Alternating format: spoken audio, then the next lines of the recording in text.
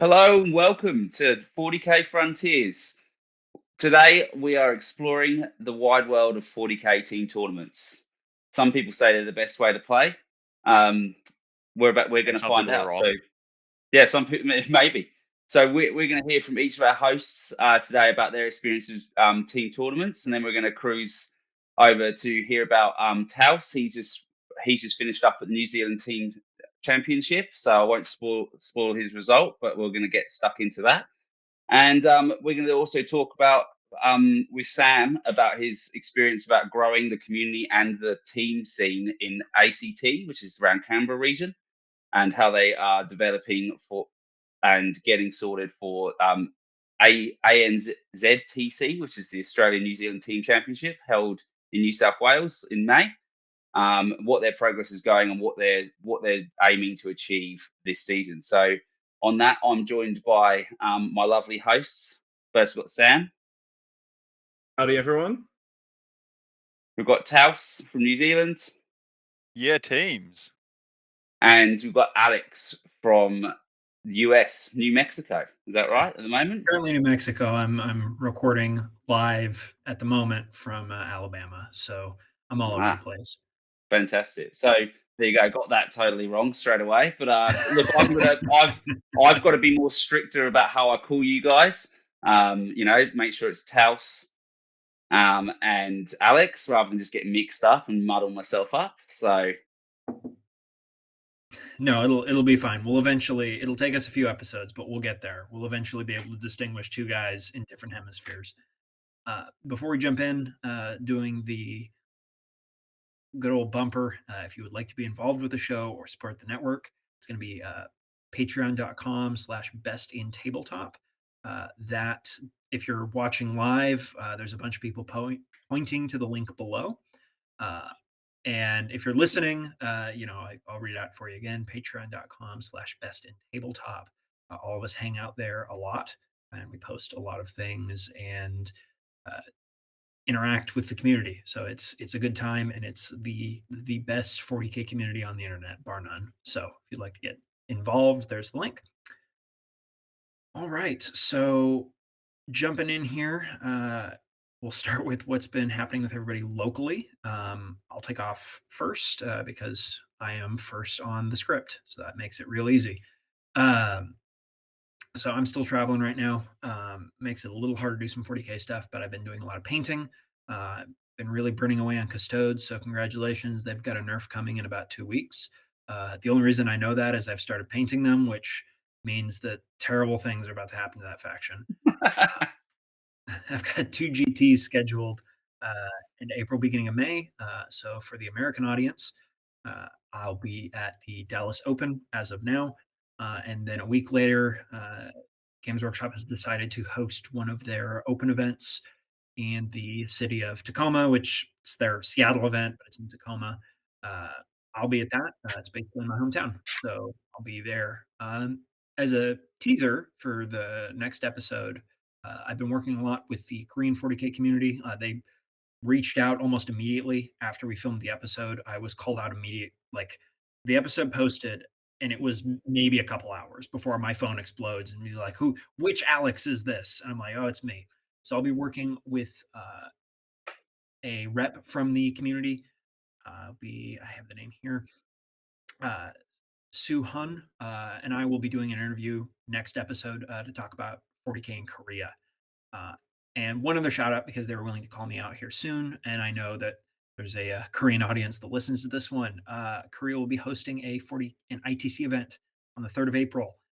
We will be trying to cover some of that information and pictures from the event. We'll try and cover that for you guys. It will be an RTT. It's a 1-day event, but with COVID restrictions in Korea, that's about what they can run right now. So we'll be looking forward to hearing about that. Anyway, that's all I got. so I'll go next then. So because I'm second on the script, so why not? So I've just been recovering from COVID. So it got me, but luckily, it was very mild for me. So I'm put it down to the fact that I was vaccinated. So it's very good. So now my brain switched back on and started working. I've been just finished off the players packs for Ozmasters, which is a singles invitational only event in Australia. So this is for 2021 because we obviously had a bit of a outbreak here late last year, so we couldn't hold it. So we're holding it now for 2021. So that'll be pretty exciting. I know Sam is attending, so I know he's excited for that. That's cleared up. Cancelled the Formula One, Sam. Well, I mean, in typical Sam fashion, he got these dates mixed up, so I messed up with that initially. But so I didn't cancel the Formula One just yet. But look, I would have cancelled the Formula One if it wasn't for the missus being a present to me, and there would have been much influence pressure to attend. So, but yeah, sort of leading off to me, yeah. So preparing for that, basically Oz Masters. So I'm very very excited. It's going to be a very tough tournament. So basically, it's the attendees for each state's invited the top 3 players basically for the year gone, and so I was fortunate enough to get an invite to go for the ACT team, and yeah, it's going to be tough. I'm expecting to go maybe 1-4, but we'll see what happens. So it's a very tough field. It's a very tough field. So that's happening actually the same weekend as the Korean ICC event. So we'll hopefully be reporting a little bit on that, but we really want to showcase the Korean event. So, but yeah, apart from that, I've just been struggling to do some hobby and get motivated for it, because I feel like by the time I get these GSC metamorphs converted and done, the NID codex will be out and I won't be using them anyway. So I'm a bit, in that kind of rut there. But yeah, just gearing up for a busy year event. So trying to get some hobby stuff done so I don't have to chase it halfway through. But how about you, Towse? What's been happening over there? You've had a busy couple of weeks. Yeah, which is why for my section on the script, all I've put is year teams because I'm really helping myself. So that's the main one. I went to a teams event. It was great. People should go to teams events. And then I talked to Daniel from the teams event that we played and had an interview. That's mostly the things.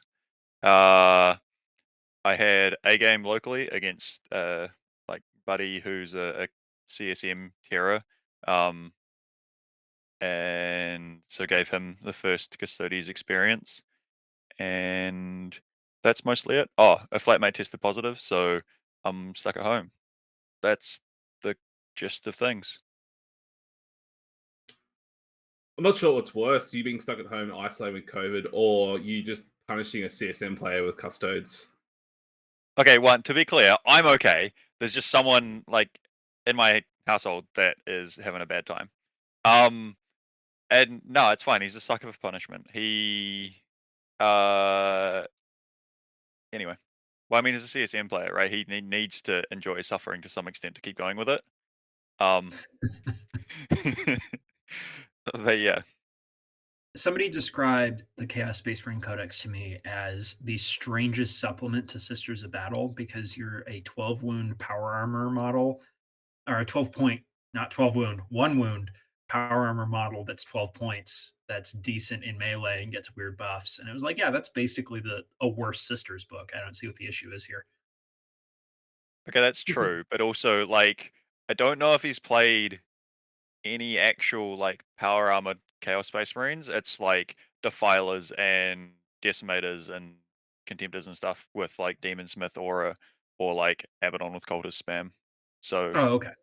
Yeah. So he's playing the guard book. It's better. Sure. Yeah. In all seriousness, I hope you're okay. You and your housemate are going to be okay. And then I'm glad that Ben, you've recovered all right with COVID. Obviously, it's a serious topic. It's a serious issue. So glad you guys are doing okay. So yeah, guess leading on to me. So obviously, like a bunch of other, 40k players, I've bandwagoned onto the Eldar Codex, and so I've got 5 games in so far. 2 with solo Eldar, then 3 with Harlequins, and boy, Harlequins slap. They are old school pre-nerf Drukhari, which is just chef kiss. It's just amazing. I love it. It's so much fun. Yeah. Void Weavers are good. I mean, obviously they're way too efficient for their points, but playing even in dark, they're just so good. Just so much volume. It's oh yeah, casually just 2 shuriken cannons for them, and there's 2 shuriken cannons on the Star Weavers, and then the bikes, the Sky Weavers are still solid, and they just trade up so insanely. I had a game last night where a Troop Master traded up into Drazar, and that was so fun. So yeah. On the So, one yeah, hand, boo clowns, but on the other hand, yay, clowns dying. No, sorry, elves dying, right? yeah, taking rid of the other pre menace, I guess.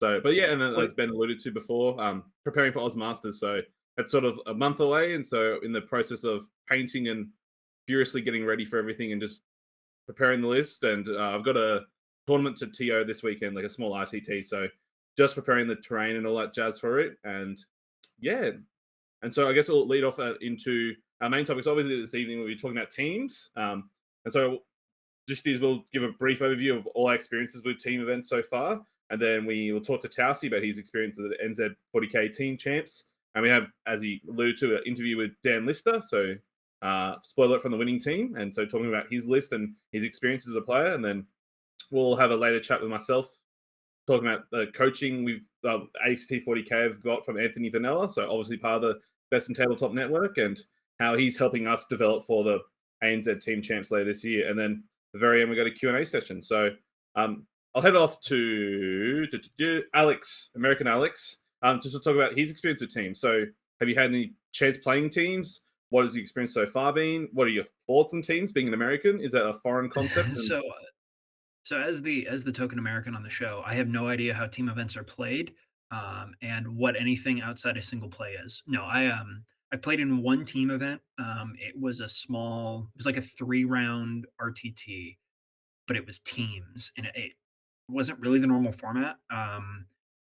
Based on limitations, this was at Stormcrow Games in Lubbock, Texas. They held a team event in November, and it was actually a lot of fun. Even the small team format was pretty great. So basically, there was a heavy terrain table and a light terrain table, not based off of anything. It was based off terrain locally available at the store, and you'd roll off. One team got to pick the terrain that they were on and what army would be on each terrain, and then the other team got to pick the matchup effectively. And going into a team event, me and my partner actually sat down and studied the lists when they were made public, and really went through teams. And we're like, okay, this is our strategy for this. This is our strategy for that. And it was a ton of fun. We got to do more work for a 40K event, and we actually enjoyed it more, because we were like, okay, I was playing Death Guard, and he was playing Thousand Suns. We ended up getting second. And this was in the middle of the Grey Knight meta, which was a lot of fun. It was basically, okay, Thousand Suns, you're going into it was just rubrics, and he skewed only infantry, and I skewed mostly vehicles, and that opened up a lot of play that I wasn't aware of. I would love to do more team events, but it's with the move coming up, it might be a little difficult. But yeah, that's a long way of me saying I've played one team event, and other than that, no, very little. That's really exciting. I'm the same. I have like barely, but I've consumed all the stuff there is to consume for teams in terms of hearing about them, knowing people who've played them, interviewing people who've been on them and stuff like that. But I've never actually played in one. I am, however, booked into VTC this year, which is Victorian Team Championships, which is near Melbourne. And that's a huge team event that was sold out within 24 hours or 48 hours, I'm pretty sure. I'm really lucky to be part of that team there, going down to there. So that's exciting. But no, I've never played in one. I can't really test, but they do sound like a lot of fun. I love the idea that it adds another layer to 40K and another kind of, you can explore bits that you can't generally use out of normal, books that your builds you'd normally play with, and it just creates a bit more depth. And hey, there doesn't sound like you can really beat going and playing 40K with a bunch of your buddies, and you're on the same team, through blood, sweat, and tears kind of thing, So it all sounds pretty fun to me. What about you, Sam? Yeah, so I've been sort of fortunate enough. I've played in 2 team events so far, and honestly, I have a really, really positive relationship with the teams.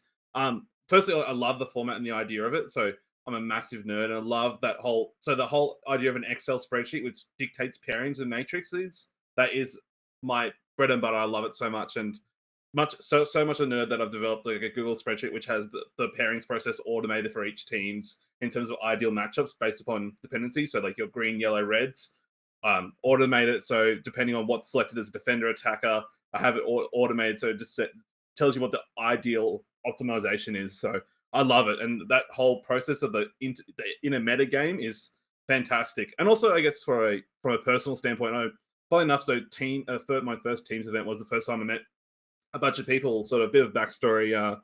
When I was like there was a teams event here, or relatively locally, like 2.5 hours away, and I had no one to go with, and so I reached out, funnily enough, on Facebook to see, hey, is there anyone with a spare spot available for a teams event? And I was fortunate enough, two guys invited me to their team, and since that day, I've been friends with them ever since, and just got along so well, met so many other people. So it just goes to show how great the 40k community is. They invite people with open arms they've never met before, and funnily enough, that team's experience wasn't the best. One player had to drop literally the day of, and so we had a 3-man team for the 4-man team event. But I still had a fantastic time, and it was just the best. And literally later this year, we got the ANZ team champs in May, and I'd be lying if I said I would have loved to attend WTC, so the World Team Championships, one day in my lifetime. So yeah, I've had nothing but positive experiences, and I'll definitely say it's probably my favorite way to play 40k because I have a sporting background in like cricket, rugby union, and American football. So NFL, college, like gridiron. Sorry, as we go in Australia, and so that team environment is something I've grown up in. I'm so used to. So you win it as a team, as you lose it, and you lose as a team. So obviously the pros and cons are for both. Like you're not in your own hands in terms of destiny, but I think it's the best. And going to play 40k with your mates, what more could you ask for? So, Towse, what are your experiences with teams? And then I guess we'll lead off into your experience with the NZ team champs.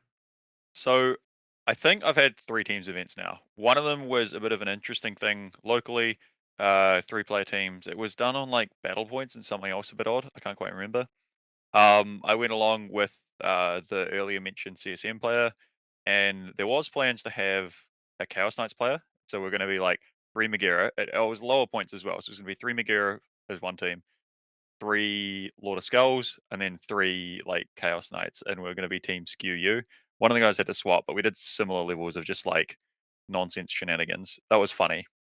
And then we had a guy locally, Gary, ran I can't remember the name of it, but a team event in Christchurch of 4 players, and that was really great. That was like he organized additional terrain for it, I think, and like a whole host of like great prizes. It was an amazing effort to just sort of come in out of nowhere.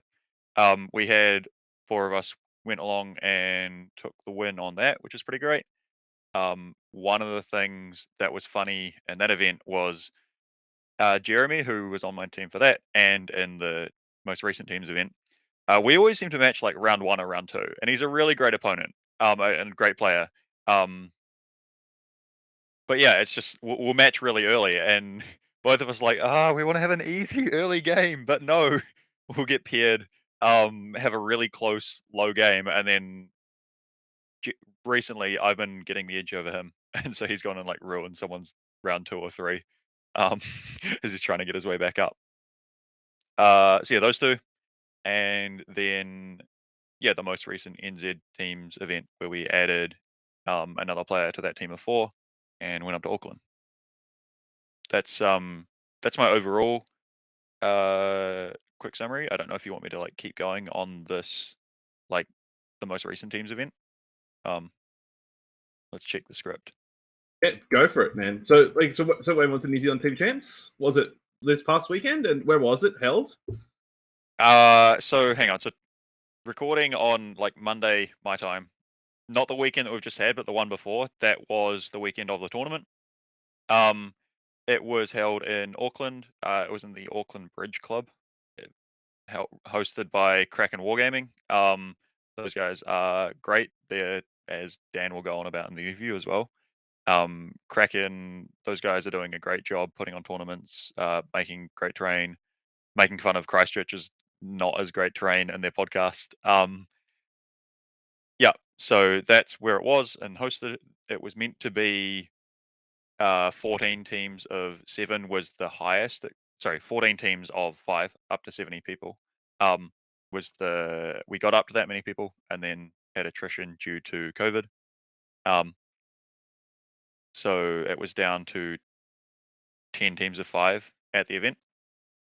Yep. So the 4 of us traveled up on the Friday. Sorry, the 5 of us. 4 in the afternoon, and then we took a car to an Airbnb, and Aaron joined us later.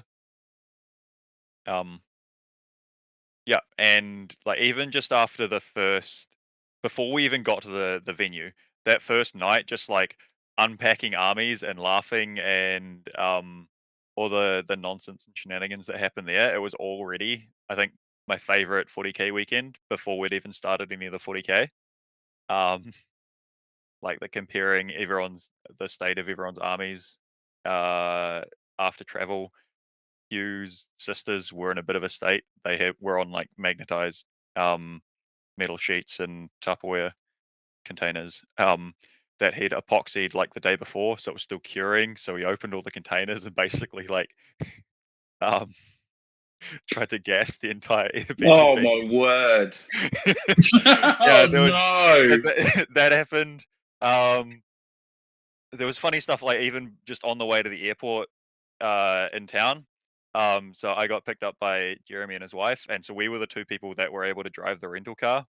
And she asked, like, as we're in the car, "Are you a confident driver?" I'm like, "Yeah, I think so." Why? Because she was concerned about like him driving us around, but that worked out fine. There was a point like in that night where, because we had 4 of us taking 9th books and 1 taking 8th, which was but it was looking like we were going to have 2 of our 9th books at the event and 2 8th books because Jeremy brought the wrong Orc Codex. Yep. I've gone and like forgotten a little bit. So that was some of the shenanigans beforehand, before the actual team event. What was your team composition of what yeah. factions did your team play? Yeah, so I jumped ship from my much loved knights to my also much loved custodies. That worked out being a good decision. We had John on Crusher Stampede. He's like always played bugs, and so now like bugs are real good, so that worked real well. We had I'd like Jeremy to point out on. that your 1/8th edition book is Tyranids, which is essentially 8.75 at this rate. So he was like, we have 1/8 ed book. You had Nids. That one doesn't really count. Look, like I'm not saying that's like from the team composition. I'm just saying that like we managed to muck up badly with which like codexes people brought up. Well, that's true. Yeah. Yeah, Although yeah. I think if you can bring the old Orc Ludas, wouldn't be a bad thing right now. No, yeah, we were looking at that that night before, and he was like, "Oh man, there's like 1 CP strats. Some of these are good. Oh, this might be better." Right, yeah. So custodies. We had Crusher Stampede. We had Orcs, which was double kill. Yeah, 2 kill rigs, 2 Waz bombs, and some assorted shenanigans. We had Grey Knights. This was Aaron dropped down to a mere 3 Dread Knights and then a whole bunch of infantry bodies. And we had Hugh with his 30 Sacrosanct. I forget the order list, but it's the ones that reduces AP and has 5 ups to mortals. Valor's Heart, Order of Valor's Yeah, that Heart's one. the Yeah, go-to right yeah. now. Yeah. Oh, Yeah. So that was our team composition. And so we had like a pairings plan, did the whole matrix. Some of us filled it out. We found out 2 of our team are red-green colorblind as we're like filling out the red and greens and stuff on the spreadsheet. And then there's a bunch of drops that made a whole lot of that pairings not helpful anyway. It's a good time. If you're red green colorblind, it's all greens then, right? It has to be all good. Yeah. or it's the spreadsheet of doom. Yeah, well, one of the 2 guys, Aaron, was earning his heavy vehicles mechanic qualification from the weekend because he was getting bussed a lot. That might be misinterpreting those colors, or it might just be him being a champ. Yeah, that is most of the random notes I have about shenanigans before the event. Something else to note is that two of the teammates had to share bunk beds because that's how the Airbnb was set up. That was funny. And also Hugh brought along paints because, of course, he needed to take the paints to the event to paint his rhinos the night before, on top of the pizza boxes that we ordered for dinner. It's not a 40k event if you don't have to pay an army last minute at all. Oh yeah, for there has to sure. be someone. Yeah, because Aaron hadn't traveled up. Yeah, he was flying like at 10 or something. So we were all sitting there just relaxing. He's like, "Oh, yep, base is just about done, guys." And then we hear that some painting supplies were brought along to finish things. That was passed on to the captain's chat and very much approved by all the other teams. Yeah, so that was like all the shenanigans pre-event that were already a lot more fun than the average tournament, and it got better as things went along. So shall I just keep going with like a bit of an overview of the rounds or what happened? What do we want to do here? Go crazy. Yeah, so 5-man team event, and there was 5 rounds, correct? Correct me if I'm Yeah. wrong. And then so Yeah. So did you have like a favorite round that you want to highlight along the way? Or overall? There were, I mean, basically every round was like a really good time and great for different reasons. I don't know, do you guys want to hear about like my games, the whole team, like how the team went overall, a bit of both? Just Why don't we talk about the round overview? Like, I don't think you need to go too much into detail about the opposition lists. Maybe you could talk about how you paired in, and then we can get an insight of kind of how those lists. Obviously your sister's list was set as like a defender or a shield list. Be interested to see how you paired those lists into each round, and maybe we could talk about if there was any highlights, any shock results during the round, or any rounds that you would specifically like to talk about. So Yeah, sure. Sounds good. Okay, so overall, yeah, Hugh's sister's list with all the sacrosancts and the reduce AP was sort of a like, yeah, just throw that at like Custodes or Tau and limit their score and do shenanigans, and that worked some of the time. I think he won a game against Custodes, a game against Tau, got wrecked against other Tau one time because, yeah, and some other stuff. So we were sort of doing pairing by committee a little bit. Often I was put up as a defender option as well. Hugh and I were generally those. Because we were happy to most things. Him because defender list, mine because broken book. Haha. So how did so how did the pairing process work? So obviously with 5-man teams, was it sort of you'd put one defender list forward and then 2 attacking lists, and you select one of the 2? Is that how the process was done? Yeah, so there was a roll off for priority. And then so the winner of that was going to choose the first table. So both teams secretly put down a card that is their first defender. And then once both teams have them down, they get revealed simultaneously. And then you pass over 2 cards to the list they've offered up. And once both teams have got sort of 3 cards on the table in the appropriate way, you reveal them. Then you go, okay, these are our options. You huddle, work out who wants to face what. It's like, hey, do you want to go get run over by all of the tower, or however it is for the round? Then you pass one of them back and leave a matchup somewhere. So then once both of those decisions have been made, reveal. So now you've got 2 matchups decided. The team with table priority goes to choose one of the tables that they like.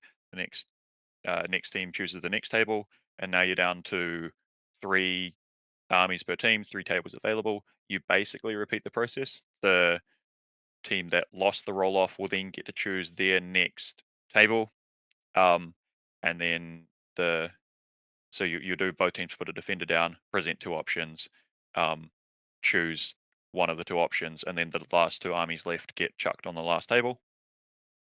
That's the basic process. Yeah, and was it generally like those tables? So like normally, so Alex talked about before, like the heavy and light tables. Was that seen at the event as well? So typically, when you choose your tables, like you sometimes like a heavy table that you might prefer, or a lighter table. Was that option available? Yeah, for sure. It was actually a really great system that the Kraken guys had, where they had 3 medium tables, and those all had the same color mat. So downstairs were the top tables. So the top 3 sets of 5 were downstairs, and they had like orange mats for the medium tables, a green mat for the heavy, I think, and a blue one for the light. I can't remember the colors, but yeah, that. I understand the red green colorblind people also. Yeah. Okay. Anyway, um, so there was that. Upstairs, it was slightly different mat colors, but that was a gist. So there were 3 mediums, and those were similar levels but slightly different terrain. A quite light table and a very heavy table, where to the extent that some armies maybe couldn't have got out of their DZ in some games, as mentioned in the interview later. Yep. So that's the tables. That's the pairings process. How far through? How weird did the pairings did we get before the tangent? Why don't you talk about your first? Why don't you talk about your first round pairings, and talk about, give us an example how it played out in your first one. Then we can talk about some more of the specific rounds you want to speak about afterwards. Oh man. Okay, so I think I actually filled this one out in DEP in the right orders. So they had table priority. They put down Josh and his knights, and we put down Hugh and his sisters. I can't remember exactly the options, but we ended up Hugh chose the custodes. And I was like, "Oh, Jeremy, you played my knights a whole bunch. You got into that. You know what you're doing. This guy's probably like, you have experience into that sort of play." I don't think they've got invols. I was wrong. They all had invols in melee. Whoops. So threw Jeremy under the bus there a little bit. And I think Hugh had a rough time in the custodes just because sometimes that's rough. Next up, I was put down, I think, as a second defender, and I was offered Tau, Hammerhead, and is it Skyray, the missile tanks? He had like 10 tanks or something, 3 Devilfish, 4 Hammerheads because Long Strike, 3 Skyrays, and a little bit of other stuff. That got put down. I got paired into that. There was Harlequins, which John went to do with his Crusher Stampede, and that left Chaos Knights, Megara plus some War Dogs into Aaron's Grey Knights. That's how the pairings worked out. Mostly all right. I mucked up with Jeremy into Knights, but apparently that was a common theme for this team that we played. Oh, and the team that we played was the Kaken, so like CAAC, and then trying to mock Team Kraken, because Josh did that every round. He got put up first, got put on the light table, got a 20-0, which I can really respect. That was basically our play in the 4-man teams event. Was we chucked Jeremy and Champ. I got chucked up first and put on the light table. It's a good strategy. That was our first round. My game and that was really fun and worth mentioning at some point, but maybe we can keep going through rounds and circle back. Yeah, so what did you guys win that round or lose that round? Draw? Oh, yeah. Yeah, that was the round of 20-0s. So the final score was 60-40 to us. I 20-0'd the Tau, spoilers, slightly. John 20-0'd Harlequins. Aaron 20-0'd the Chaos Knights. Hugh and Jeremy both got 20-0'd. Must Which be is simple, really right? funny. Yeah. Yeah, cool. And so then who'd you have for round 2? I ended up going to Forces of the Hive Mind. Oh, this was on the Scouring. The first mission was on Tide of Conviction, the zigzaggy hold 2, hold 3 mission. So yeah, new Scouring for next round. I played into Forces of the Hive Mind, so pretty generic Twisted Helix GSC stuff, some Hive Guard, some Devil Gaunts, shenanigans. Yep. Hugh with his sisters went into Thousand Suns. Jeremy's Orcs went into Quinton, went into Matthew Eden's Grey Knights, and Aaron's Grey Knights went into Nairi's Custodes. That's the pairings.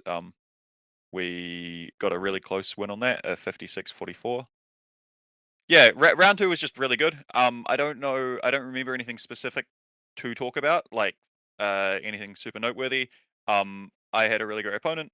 It was really, really technical. We did like every single phase, including like 3 steps of deployment because redeploys and GSC blips and stuff. So we didn't quite finish that game out, but both of us were happy. It was just a lot to do. A lot of the other round games, pretty just yeah, it was a good round. Nothing super noteworthy I can remember. And round 3 that took us into the tilted and the salty. Who, spoilers, went on to be the eventual winners. This was sort of like the big round. So I played Faniel's Grey Knights. This was on Data Scry Salvage, which is new Vital Intelligence. Yeah, so I played Faniel's Grey Knights. We had Orcs into the 100 Templars. Crusher Stampede. Our Crusher Stampede played into Necron Obsec melee shenanigans. I can't remember if they have the king in the list, sorry. Our Grey Knights got Crusher Stampeded. And Sisters went into Towse, and that was like a really close one. So like this was great. So the game I had versus Daniel was really great, really enjoyable, not super close. Like he went first, made a play to teleport some stuff over to a flank, shoot at some things. He killed my Contemptor. Made his 9-inch charge because I was like, nah, I don't need to tangle for that. I was sad. But then the dude bounced. That was the 3-up invul Dread Knight.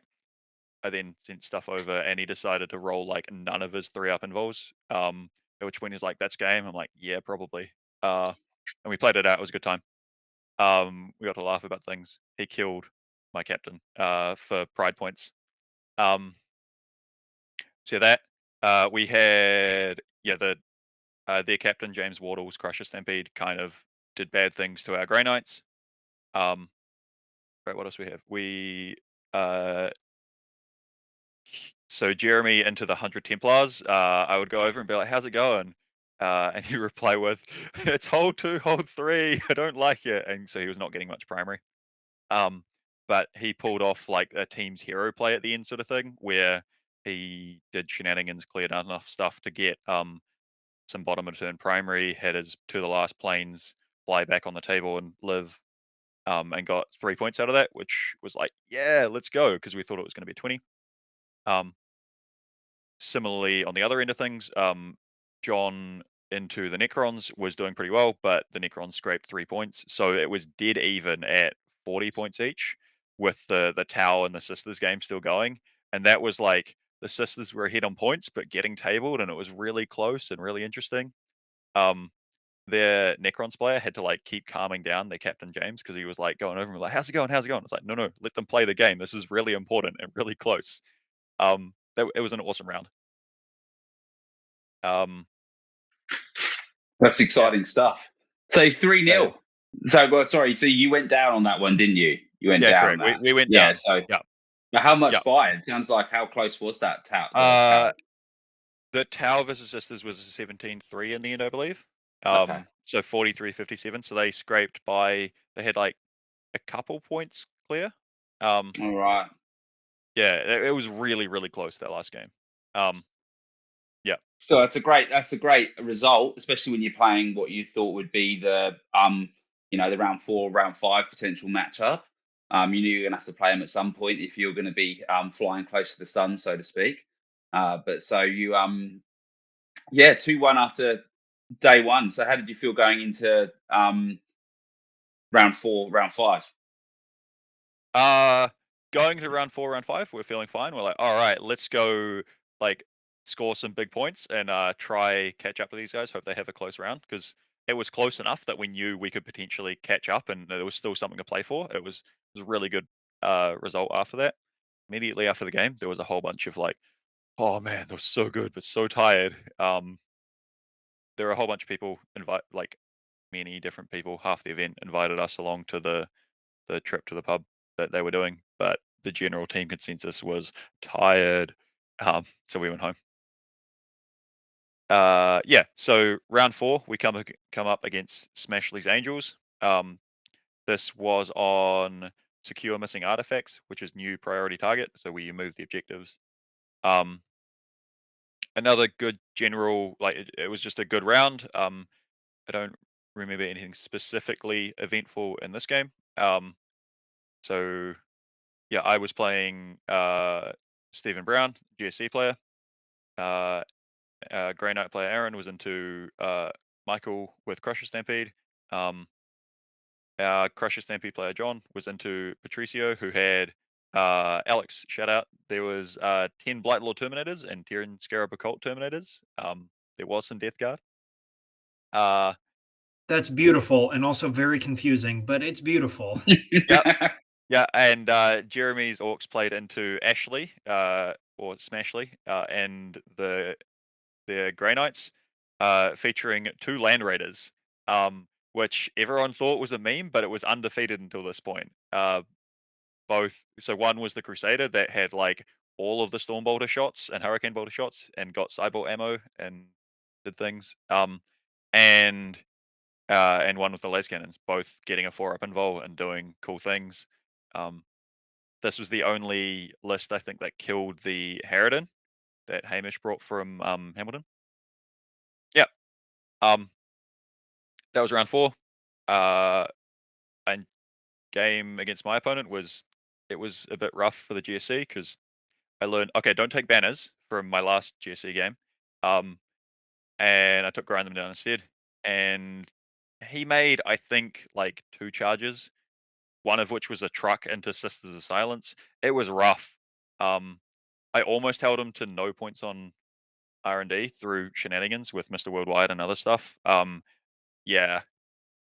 So but we still had fun at the end because teams format. Where like he had a unit left and I was playing for grind. And so we were working out if I could, like if he got a kill, I couldn't get grind because there was 1 unit for me to kill. And if it was hidden and stuff like that.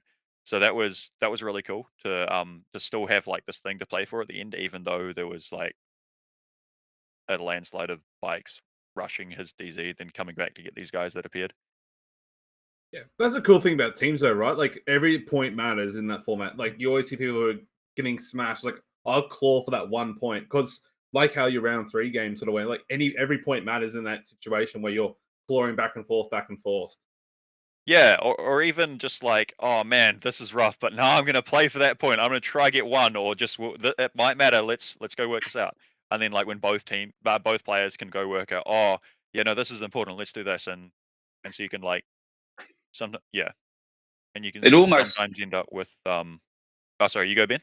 no, sorry, I was gonna say it almost warps your whole concept of what winning is. You know, you if you're a shield player and you're like, I need you to get as many points as you can off this towel list, you know, you're going to lose. We know it's going to be rough, but you need to squeeze it out. You need to go for those extra plays. And you might be, you know, they might have you picked as like a 15-5 at best, you know, and then you walk away with a 10-10, like a draw. And that's game, you know, that's round winning stuff, you know, even though you lost, but it'll feel like a win because that's you got better than expected and stuff like that. I think that's a nice way to look at it, especially when some factions, you know, can't compete at that S tier level with some other books. You know, I think that's really important. So Yeah, totally. So the team event I played at, the difference between first and second place was 1 point. Wow. I was actually we tied, and the tiebreaker was paint. And I had joked that I forgot to do spread the sickness turn 5 of my team event. And I said, if that loses the event, I'm going to be very upset. And then going back and looking, I was like, wait a minute, that was literally the 1 point we needed to win this thing. So yeah, teams are really cool because it does warp that scoring in game where you're going to fight for everything because you might not be winning this round, but you can still win the event off of it. Yep. Right. Yeah. So that was 4 of the rounds. We did have 1 more to go. Which was into Big Dong Dug's superpower Ranger Ninja Spin Final Attack. That is their team name. They add a word to it every event. Anyway, so this was these guys had at least 2 of their original players, but they had significant attrition and then Mercs coming in. So I ended up playing Michael Taylor from Kraken in a Custodes mirror, which that was a good game worth talking about later. John's Bugs played Ivan Sue's Mechanicus plus a Megara. Aaron's Grey Knights played Christian Pride's Dark Angels Terminators. I'm pretty sure there were 30 in this list. Yep. Hugh's sisters played Hinare's Towse. That was one of those times where sisters pulled some points off Towse. It was really good. Shenanigans like one Sacrosanct being alive next to Morven Val or Celestine, who are in combat with like broadsides or whatever, and they're like, "I'm gonna shoot." No, you're not. Bodyguarded. Um, yeah, stuff like that. And the last game was Jeremy versus Nick Harris, and I don't know what Nick was playing, because he was a merc, and it's not on DUP, and I can't remember. Sorry. So yeah, last round was a pretty solid win for us. I think all of us won our games. Yeah. Oh no, Aaron had a rough time to crush her, but brought some points back. And this round, I believe this round we did all win our games. So it was an 80-20 overall for the round. So the last two, we went hard, got a whole bunch of points, but it was not enough to catch up to the Tilted and the Salty, who ended up winning. And we came in second place. That's the brief, in air quotes, overview of the team's event. And there's a couple of matches that I could go into a bit more detail because there was some fun stuff going on. But yeah, Well, that's no small feat going second. So congratulations. yeah, thanks. It was it felt pretty good. It was a good time. Came away with some trophies and friends and invites to come back to other events. Good. Did you feel happy about your team composition overall, and how your faction choices and stuff like that? What was there anything you'd do differently for the next one? I think we were generally pretty happy. Yeah, a lot of it is we were playing good players who have that's sort of the factions they have, and we did all right with it. So I know Aaron's a bit just like over playing the Grey Knights in general because he's been doing it for quite a while, and there's not masses of depth to that book. I mean, Ashley tried to prove otherwise with the double land raider that was doing well, but yeah. So that's something that might be different. I'm happy I made the swap from Knights to Custodes. I feel like that probably a good plan. Yeah, the sisters defense list worked well. Crusher Stampede did Crusher Stampede things. And yeah, mixed bag for the other two factions we had. I did think it was interesting listening to you talk about your matchups where it seemed like every team had a Crusher Stampede guy. Like every team has to pair in a Nidzilla at this point. Yeah, I'm just going through to check. Round one, I don't think they did, or two, but the last three, I think did. It's a fantastic teams list, though, isn't it? It's skewy as hell, which is why Yeah. it's useful in that format. It's just funny when I was listening, it was like, and then Crusher Stampede played this, and then Crusher Stampede played this. And I know you had one on your team, but there was definitely one at the end, like the last three games, where it's like, okay, everyone is pairing into big bugs now. Like everyone had to have a plan to fight the Tyrannid Monster Mash skew. I mean, I think it's just a good list at this point, right? Rather than just a good teams list. Yeah, 100%. Oh, Yeah, it's exactly. Yeah, it's a good singles list too, which is it's cool to see that it makes that translation over to teams because I know sometimes the singles lists don't necessarily translate to a team's environment, especially stuff that I know Crusher doesn't use it, but like a forces list, you knock out two books by doing that, and then that's a problem. I know I've heard of stories, and I have no official association with the American WTC team, but I've heard stories of them having to fight over who plays Eldar because there's a lot of people who want to pull stuff out of that book, but you get one.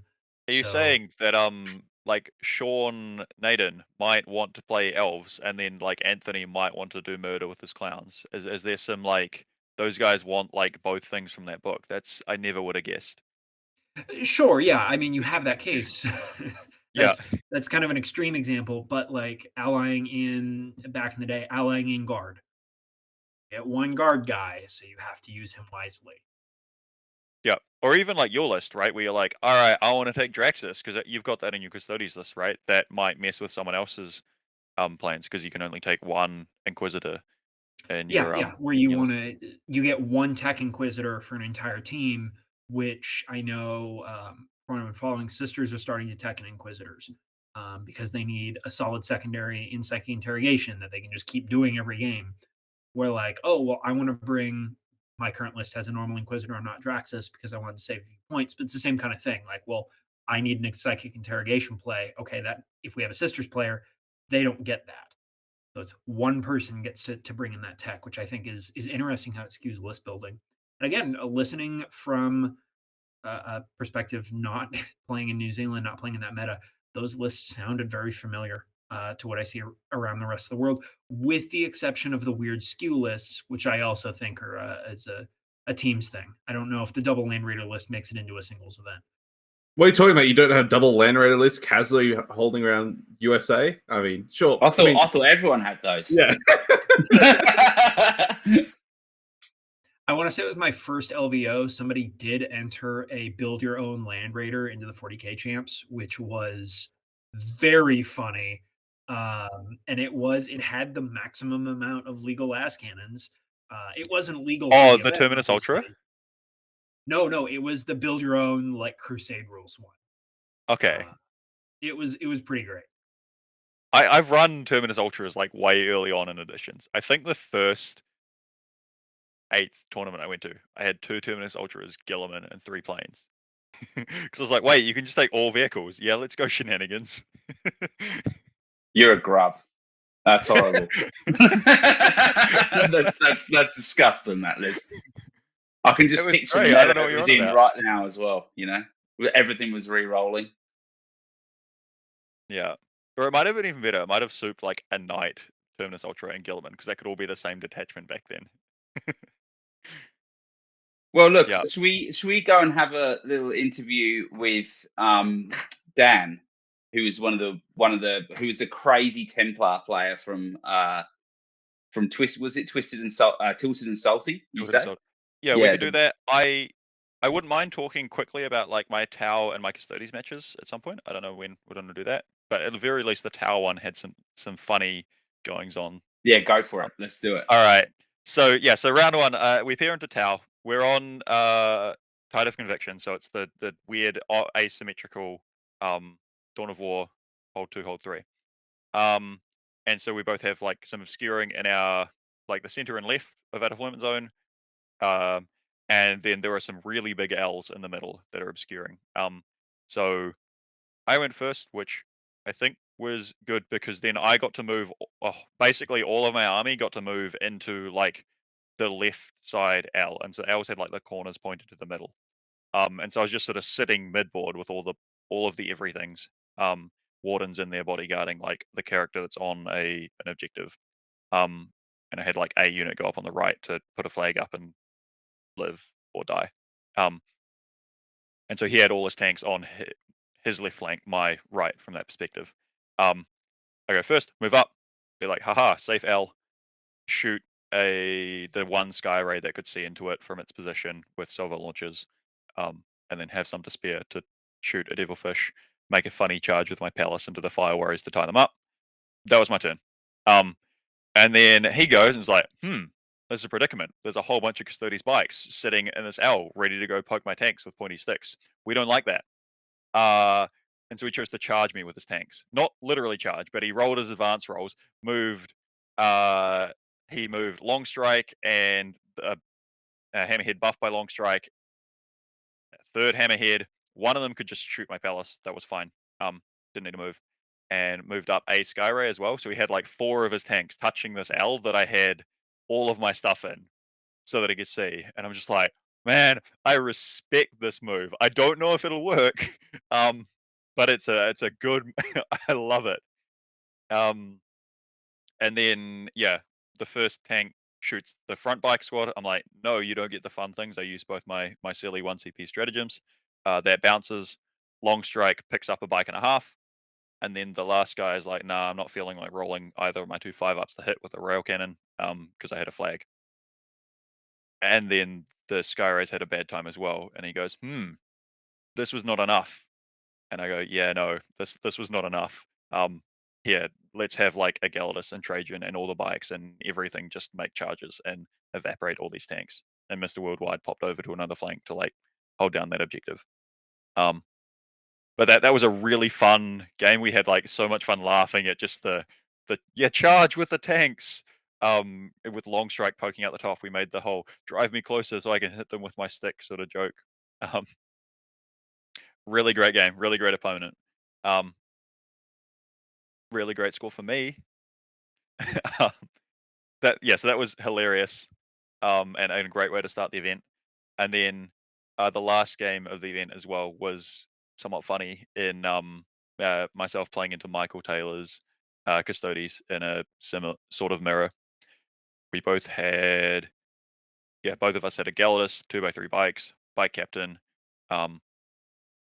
We were both Empress Chosen. He had a Caladius and a Spear Dread, and I had Mr. Worldwide and an extra unit of Wardens, and otherwise they were basically the same list. And I had a Palace to go shenanigans stuff. And we're both just sort of sitting there being like, oh man, what do we do? It's so skewed. Trying to decide on secondaries. We both took Stranglehold. We both took the Auric Mortalis, I think, the Custodes kills thing, which basically is both of us saying, yeah, we're gonna kill your like marked for death bike unit and not let it kill any of our stuff. This is gonna be swingy. And I took banners, he took grind. He got to go second and got to redeploy second, which we both thought was good for him at the start. I like skew heavily over to my left side. Oh, we're on the light table as well because he wanted to like extra coin flip this. So I go up, just put a few things like just touching objectives. I raise a couple of flags by advancing my flag and bodyguarding him, and doing the stance to advance install action and pass the turn. And he sort of moves a bit, goes and gets some salvo launcher angles and doesn't hit, or I pass invols. Moves up his Spear Dread to charge my bike captain that was towing the center objective. And I'm like, okay, well, I got Trajan up here. We checked and I heroic 6 into him with that. He was okay with it. And then Mr. Worldwide came over as well. We checked. It wasn't a like surprise. It was, yeah, he's going to be in range. It's fine. That happens. Actually, I think it was the Galidus that made it, which is why Trajan didn't get bopped by the spear. So like deny him any of the kill or hold the center objective and deny him stranglehold. And that was sort of the story of the game a bit. I just sent waves of dudes up into the middle. Because my turn 2 after that, I commit all of the things forward. I move some bikes up to split shooting things. My Palace makes a funny charge into his Caladius to just like force him to spend a CP to fall back and shoot with it. I work out later that was a dumb idea because it gives another free kill to his bike unit that loses me points as it kills things. But that was fine. I gave up on that secondary. He won the funny secondary meme where he got 13. I killed 1 unit with my marked bike squad. I didn't kill his bike squad. That was the only thing I didn't kill because I was winning just the mess in the middle, grinding down. And so that felt pretty cool to have sort of skewed things to the side a bit, made this good play and just like lock down the primary and like stranglehold and banners for the mission. And it was a really fun game. That's fantastic. Yeah, sounds like it. I mean, normally you would hear the Custodes mirror would be boring as hell, but sounds like you had a good game otherwise too. Yeah, it was cool. Oh, and one other thing that I really enjoyed is I got to do shenanigans with the Auric Exemplar, I think, the bike captain make extra attacks thing that I actually learned from you in our TTS game, Alex. Because he didn't take that. And so for others listening, it's the bike captain gets to make up to 4 extra attacks if he kills 4 models. So I got to go in and hit both his sister's unit that was sort of holding his home objective alongside something else, and the bikes, and put most of the attacks into the sisters, but the spear into the bike, the shiv into the bikes. And then, okay, cool, they're gone. Now I'm going to keep making more attacks the other way. Yeah, it felt good for that to work after he said it was a bad wallet trait. Yeah, I was like, oh, it's fine. You get free attacks, and you can use those free attacks however you want. So you might as well murder the maximum amount of units that you can at any given time. Yeah, exactly. All right, so I think now we'll pass it off. So we have an interview now with Dan Lister. So myself and Towse got to sit down with Dan. He was a mad lad running 100 Templars. So we'll hand it over to him. Hey guys, welcome back to 40k Frontiers. Back in the past. With us today, we've actually got a quality Kiwi on the cast. So we've got Dan Lister from the recent 40k Team Champs. We wanted some actually quality, content on this channel for once. So we thought we'd hire on Dan and get him involved. So just Dan, give us a hey and introduce yourself to the wider community. Hi, I'm Dan.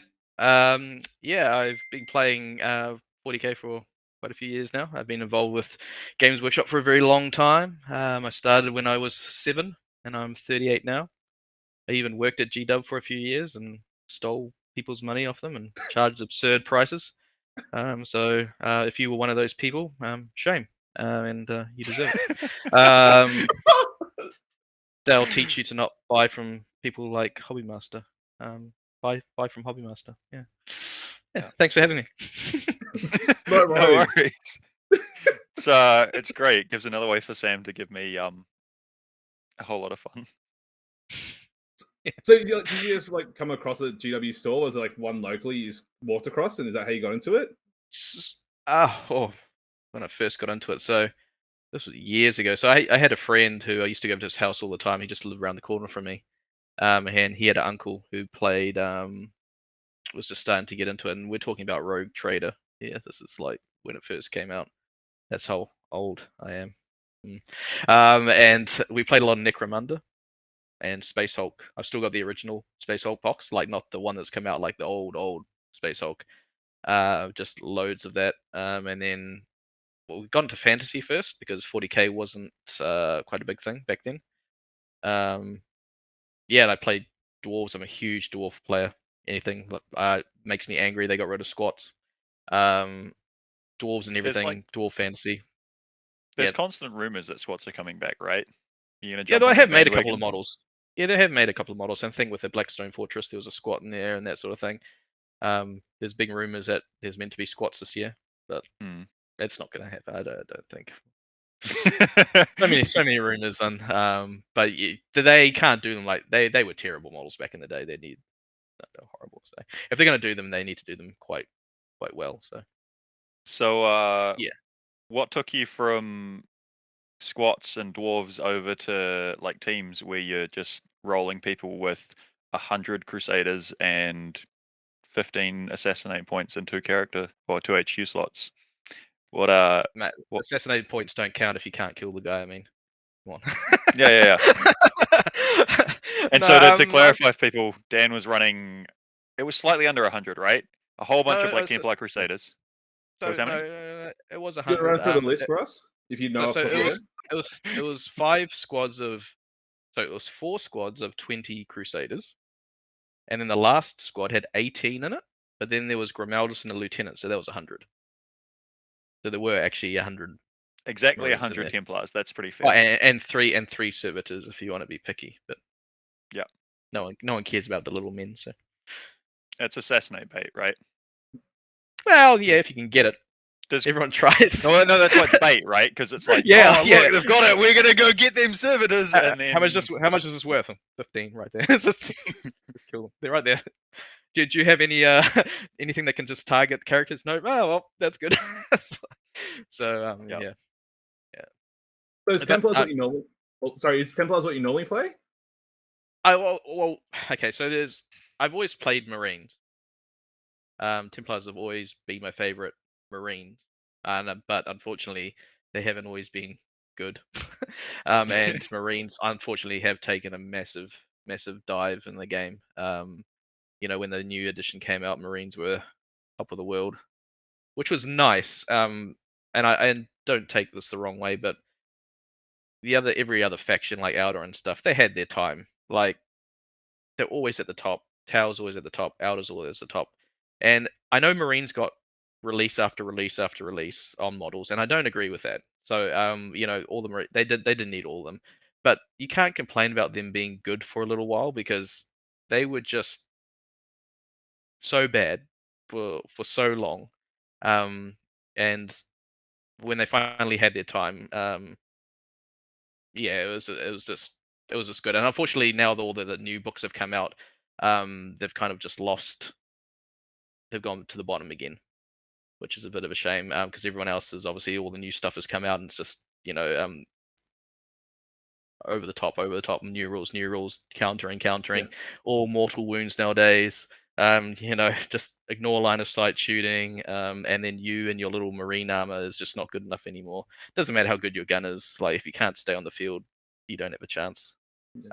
So then I played Salamanders when they came out, and obviously they got nerfed into the ground.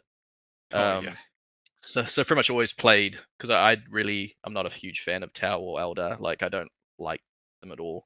Being a dwarf player, I hate elves, and vice versa, and sort of thing. But I was going to build an all dreadnought army, which is kind of rare for me because I hate vehicles. I just like a whole bunch of troops. I'm the kind of guy that'll run 350 guardsmen against you because it's my second army. But you can never take that to a tournament because you just lose on turn 1 to clock because it's 1,000 las gunshots. And yeah. You could just save yourself the trouble and not roll them to do like no damage even faster.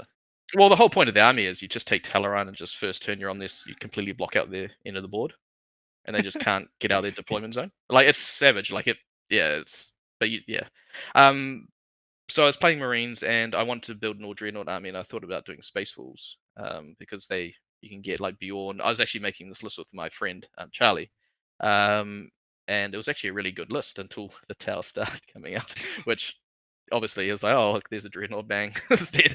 But I was looking at the old Templar Codex, the one just before this one, the online PDF, and a lot of people don't actually realize how good that actually was because the stratagems they had were obscene. They were It's probably just like like some the of the silly devout push thing, right? some of the best Yeah. stratagems in the game. If any other army had them, you'd be like, this is all like there was like 3 or 4 of them that was just insane. Like there was I think now they've got like +1 attack as a chaplain buff, but in the old codex there was +1 attack bubble. Oh yeah. Seems fun. So everything was a bubble. Like it just buffed everything, and like devout push, that goes over there. We're gonna do that's a 10-inch charge. Oh, we didn't make it. I'm just gonna pile into these guys and fight instead because you could. Yeah. And yeah, taking the smaller Crusader squads, they're really good. So when the new book came out, I was actually building. So what happened? Sorry, back to the dreadnoughts. I was building this dread list, and then Charlie said, "Oh, that'd be really cool for me to play." And I said, "Well, I'll give you the dreadnoughts that I've been collecting so far, and you give me all the intercessors you have, and I'll just take 10-man intercessor squads, and I'll play them in this old codex because I think it's actually got some legs to it." And when I started collecting it, then they brought out the new book, which I was very annoyed about because I really wanted to go to a tournament with these. Oh, with and use these the silly Templars devout push. and just roll someone because they had never even seen them coming. So I was like, who are these guys? Like, Yeah. but then they started leaking the Templar stuff, and you started to see that. Well, okay, we're just going to give them all a 5+ invon. Now we're going to give them all a feel no pain. Seems fine. Now we're going to give them. You can transhuman them for 2 CP on 20-man units, which the stratagem was never designed for that. It specifically states in it that if you've got 5 models, it's 1 CP. If you've got 10, it's 2. So having 20, it should be 4. But because the Marine book doesn't have anything that lets you run 20 units, they're never going to FAQ it. So you get like double the value for a 2 CP stratagem, which is ridiculous. And then then you can look at what's the other things that are happening in 40k at the moment that's such meta, and it's all the mortal wounds. I know, let's just give all the Black Templars a 5+ against mortal wounds as well. Okay, that's really good. We'll have that. So now I've got all the defensive buffs under the sun, and what can I do with it? And then you see people online, they start taking vehicles and putting these things on, but vehicles with these kind of buffs, it doesn't really work because I mean, it's not having like a you're dreadnought winning with a 5+ dreadnoughts invon. on 2s that often, right? Yeah, a Tau tank shoots you, and let's say it didn't remove invons, which is really good. But if you don't get the 5+, you still probably get one shot. But you suddenly take all these buffs with 100 Marines, and then you realize that there's no army in this game that can actually kill 100 Marines at all. Through those buffs, right? Well, anything. Like, I've played this list. My original list was 80 Marines, and I've never been tabled because people. Doesn't matter what you have, you just don't have the output or the math to get through that many Marines. It's just not. It's not possible. Like, in any sort of time frame that allows you to secure a win early, and because they're so fast, because Grimaldus gives them that D3+3 run that you get to reroll and reroll the charge. If you go first, it's turn 1, you're halfway across the board, you have all the objectives, you have Stranglehold, you have banners, and no one's ever going to grind them down against you. 90% of games I score grind them down on my opponent's turn. Because they go charge you to hit you. They charge me, and I'm just like, okay, and then I just kill wipe the unit and say thanks for that. And then, like an example, like I played Harlequins, and he sent 2 10-mans into my 1 unit of Crusaders, and 1 unit hit me. And since you're in base to base with them, I use the stratagem that every time a guy dies, you do a mortal wound back on a 5+. So I just casually wiped out the other squad before it got to attack. And then I attacked that unit and killed that. So I just killed 20 Harlequins and lost nothing. I mean, I played a Grey Knight list that had 5 Nemesis Dread Knights. He shot everything into me, turn 1, and killed 8 Marines. I mean, that is not average, by the way. With a 4+ bond, it just shows you, like, if you can spike, you're just like, well, what can you do? Yeah. What can you do now? Yeah. And I'm not saying it's like an unbeatable list by any means. Like, you can't beat me through like sheer force, but you can play a really good game against me if you block me out, stop me getting where I need to go, and just keep holding those positions. Because of and I wouldn't say if you had a very fast army, you wouldn't come next to me and charge me. You don't charge me. You just sit an inch out. So then on my turn, I have to go into you. I might bounce off you a little bit. Then could they devout push into them if you're in a chat? So you see in the old book you could devout push into combat, but you can't. But not anymore. Right. Yeah, you need to block me with enough because I can just devout push around you. Yeah. So like I was saying, like, yeah, sorry. No, you're all right. So is this a teams list specifically, Dan, or is this something you play in singles as well? No, I definitely played in singles as well. Just because I'm not a meta chase. I don't like, as I said, I don't like Towse and that sort of thing. And it's a very fun list to play. It's very easy. It's not easy to play because you have to get your movement stuff right, which I do muck up from time to time, and I've been buying little widgets to make those movements a lot more accurate and a lot easier because you can, like, 100 guys, you make like just ballparking the 2-inch coherency. Yeah. Like, your opponent's like, oh, that guy might have been moved too far, and you're like, yeah, sure, sorry. Use my language, and move that back and that sort of thing. But yeah, but if you can get your movement down, and you could just sit in the middle of the table and just wait, really. Yeah. I know that sounds silly, but just for like an example, I played a guy in my last game, and he was playing Chaos Knights, poor guy on a heavy table, but he was able to actually move around the terrain, which is nice. It was the last game. I was pretty tired at the time, and he sent all his knights forward, and on, I think it's first or second turn, I charged the big Megara knight. I killed it, and with just 20 guys, because you have so many attacks, I consolidated into his spot, so he had to, because it gets back up again.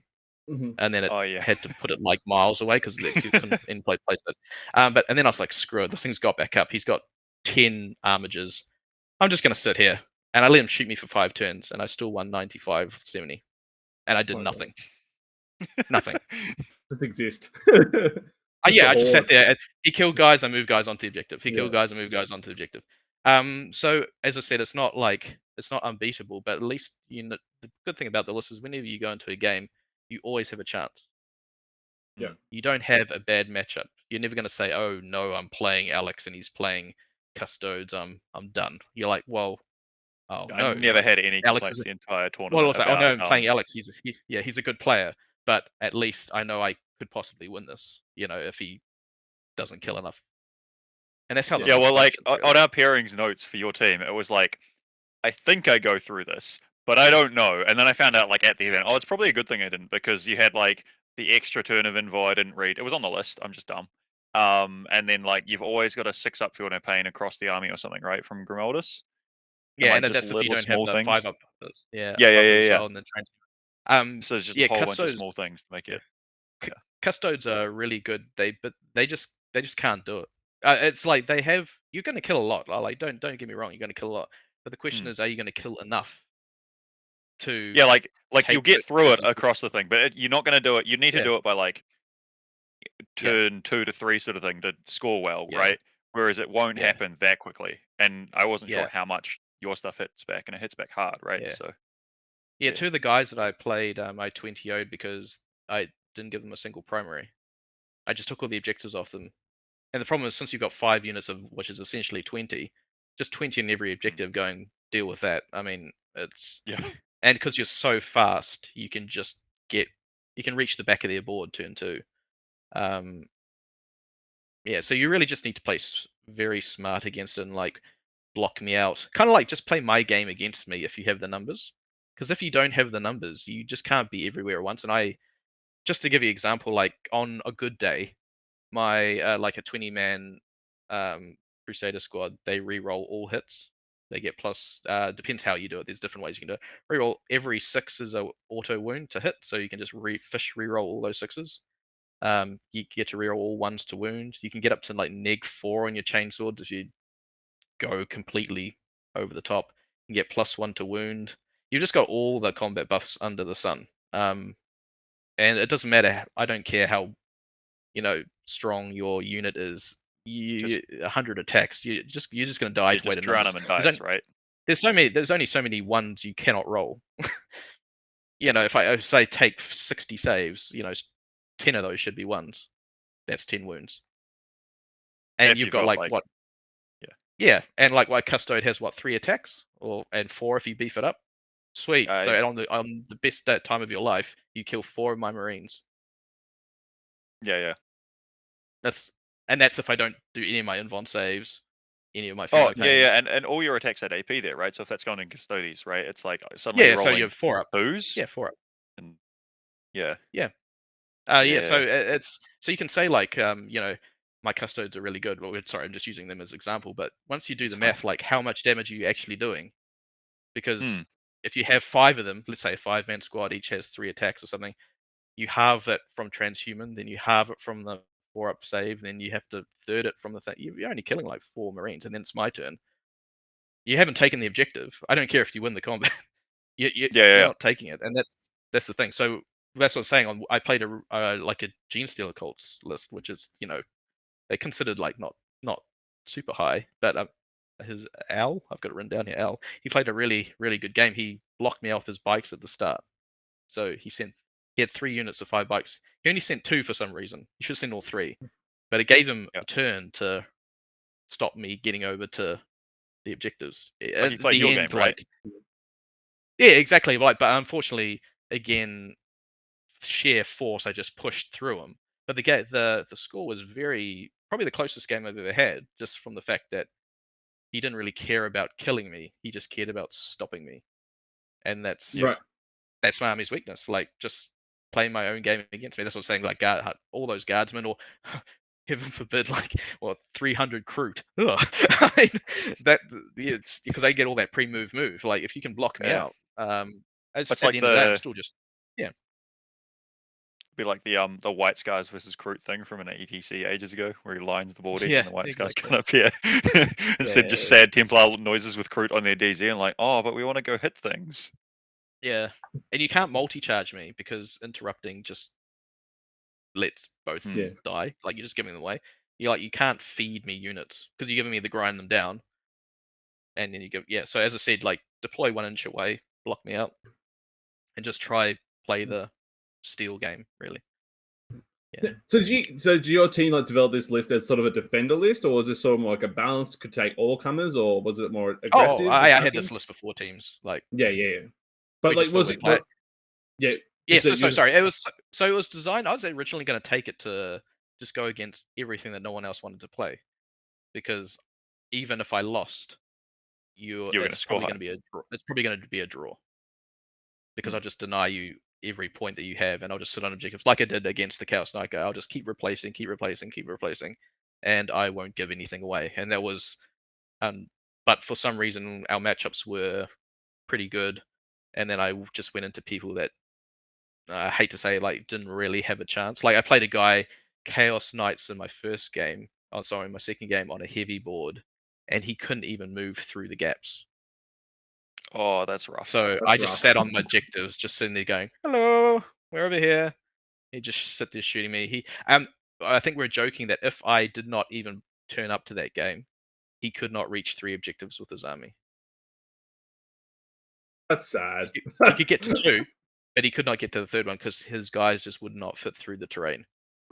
And yeah, he wanted to concede turn 2. A really nice guy. I felt so sorry for him. He played such a played like a champion and did what he could, but he even had like the terrain with like the different levels on it, and my Marines were underneath, and his armor just couldn't even get through enough to reach me in combat. And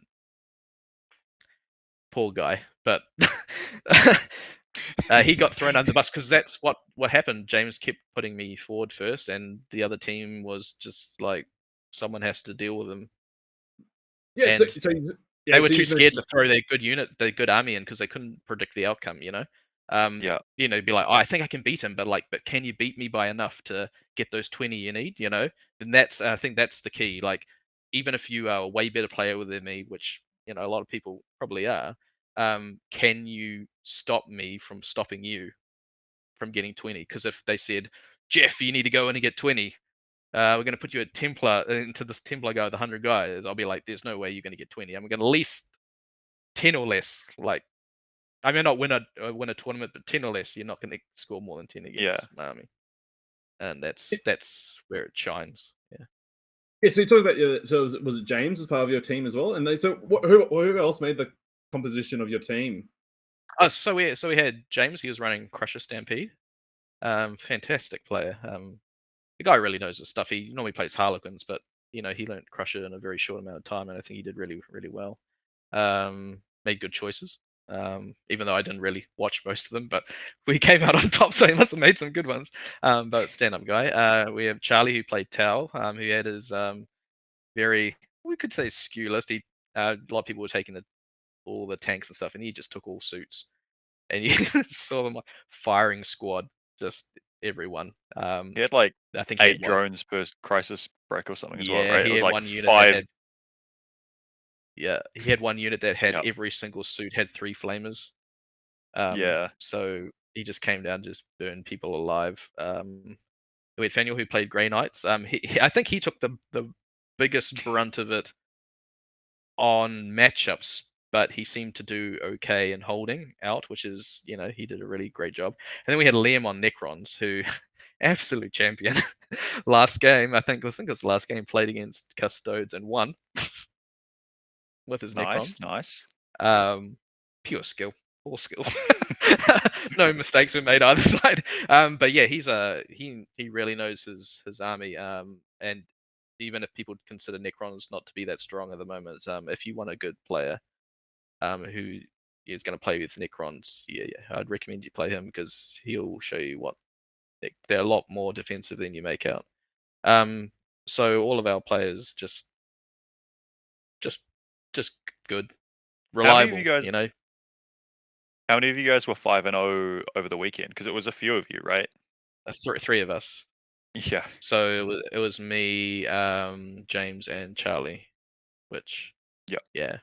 The other 2 took the hits for us, but they won on some of their games, which was very, very good for us. And they got the points where they needed to. So, yeah, just a great bunch of guys to play with. Really funny. And the thing is, I don't think we were kind of team that we didn't really care that much. Like we were a bit, not really upset, but it was a bit of a shame because we really wanted to play Kraken because they're a great bunch of guys. And not saying that no one else is a challenge. Like, you guys were really good for us. You guys were definitely the best. No, you guys were definitely like the best challenge there for us. But the thing is, having the Kraken guys as well, who obviously were the champions from last time, kind of like, it'd be really good to play them as well. So like us could all play each other, and Yeah, for sure. whereas COVID is a bit of a thing. Yeah, but we really loved our game against you. James was a bit worried about playing you guys. I'll take Yeah, that as a and compliment. no, it was, you all. Oh yeah, no, just, no. just No, such thanks, nice James. players. Yeah, Yeah, no, oh, he just was- such nice players as well. He was so high on life after our game as well. Yeah. hyped Yeah, up we the were whole a bit worried. We're like, oh no. I was like, well, if we can beat these guys, because I think it was round 3 that we played you. Yeah, it was the last day. Yeah. Last round of the If first we day. can, if we can get past these guys, these are the guys that we need to get past, and yeah, we did it. So I don't know which one of you really mean people threw me, Jeremy, but Oh, that was like a little bit my fault. Poor orcs, man. Well, no, he was like, "Oh, they got 20 models. I can use blast on my Wes bombs. Let's go." You can And then- use blast. Yeah, and then he like almost lost a plane to a shotgun like volley. No. early on. He almost lost them to pistols, mate. Oh, he said shotguns to me. Yeah, so it does. I was Yeah, like, and "Oh, because nah, none of Yeah, that. Fly I him off think the it was- I table. think it Get was to a the mix of last both. points." Yeah, Yeah. I think it was a mix of both. I didn't use the extra damage either. I just oh wait, did I? I'm not sure. But he Well, he it took wouldn't them be high as enough like strength, right? he took them as to the last. So he Yeah. oh no, they do 2 damage each, but it goes down to 1 because Ram. Yeah. So it doesn't matter. Yeah. But yeah, to the last. So he's just like, I need to keep these off the board. So Yeah, he well, just like when threw I was them going off. around checking, because the game I had with Daniel was relatively quick. He made a play with his like 3-up invulge Red Knight dude early, and then I go charge him, and he just decides to roll like all of the 1s and 2s for saves, and it's like, that's game. I'm like, yeah, let's go see what everyone else is doing. And You thought Jeremy they were was like, dead, you hey, thought the planes were dead. You thought the planes were dead or something. oh, I can't remember. No, I walked over, and Jeremy was just like, it's a hold 2, hold 3. I don't like it. Oh yeah. As you're like lined Yeah. up along the entire vital intelligence like mid board, and then You like need a to turn you later need to you're on fear his home objective.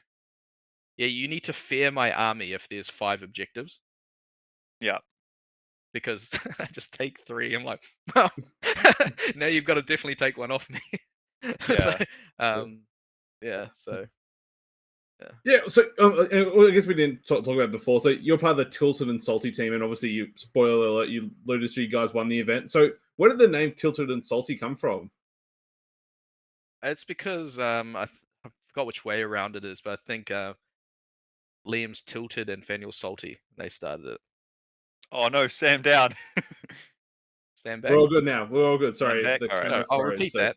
So I think it started off with Liam and Faniel started, and he's Tilted and Faniel's Salty. So it just came to be, and yeah, we just did like that. But I think we change our name every tournament, kind of like Like Doug. Fast and the Furious. So now I think we went into that tournament was the Tilted and the Salty, and I think the Oh, next that one's way, going to be. I think the next one's going to be 2 Tilted, 2 Salty. Yep. But we are just Tilted and Salty as our normal name. The Fast and Furious Dunedin Drift or something like that. Next one. Yeah, something like that. No, So- just so keep we- adding things on like Dogs Ninja Spin Final Attack Team until the Kraken guys won't pronounce it at the next event. A whole paragraph is a team name. Yeah. So it's all about family in the end, right? That's all that matters. I mean, and like everyone in the tournament's just such a great bunch of people. I mean, back in the day, there used to be a few sour people now and again, but yeah, everyone in that tournament. That's why Kraken tournaments are so good because they just run really well, and a whole bunch of where you're at, and you're happy to give your money over, and quality terrain, and again, COVID, messed it up a bit, but that if it was like not COVID, like it would have been perfect, like. So yeah. Major props to those guys. They're just really, really good in the community at the moment. So yeah. No, they do good things. They do a lot of good things, and it's just growing from strength to strength to strength for sure. Especially like across the pond. So obviously in Australia, we hear about those guys, and they do a lot of good things for the community. No, obviously, also now Steve and his team in Wellington are trying to grow the scene as well after taking over from 2 like long-term tournament runners. So yeah, Yeah. it seems like the New Zealand scene's growing a lot. Have you seen that growth? Like, obviously, you hear internationally that 10th or 9th edition has expanded the tournament scene massively. I know in Australia it's growing a lot. Did you see that as well? Like, have you seen that throughout your life, that tournaments just grow and grow and grow? Yeah. So we used to be very big back in the day. There were heaps of clubs. And then it took a massive dip, and everyone went to play War Machine when I think it was 7th edition came out, because the rules I think were just horrendously bad, and then the state of the unbalance in the list was terrible. But Are you now it's all saying picked up again. you're saying you didn't enjoy like only hit on 6s to a reroll involve like stuff flying around? That seems like it'd be your jam, right? Because it's just I'm just gonna sit here and score points, and you can't do anything about it. Yeah, but Marines didn't have that, so Ah, I had to that's the play problem like there. the dumb list. So yeah. Yeah. But now it's come back in a big way. I think it's it's heading in a very good direction. I mean, you can see. I'm not sure who went to Ascension, or obviously the teams thing as well, but it's very big now. We're seeing numbers that we haven't seen in years, and people like Hobby Master are running Age of Sigmar in a 40k event monthly now. So people are getting lots of practice, and just the quality of play is getting better. Like I've played people back in the day that you could say that they were just entry level, and now you play them nowadays, and they're like, wow, they've got so much better. I haven't.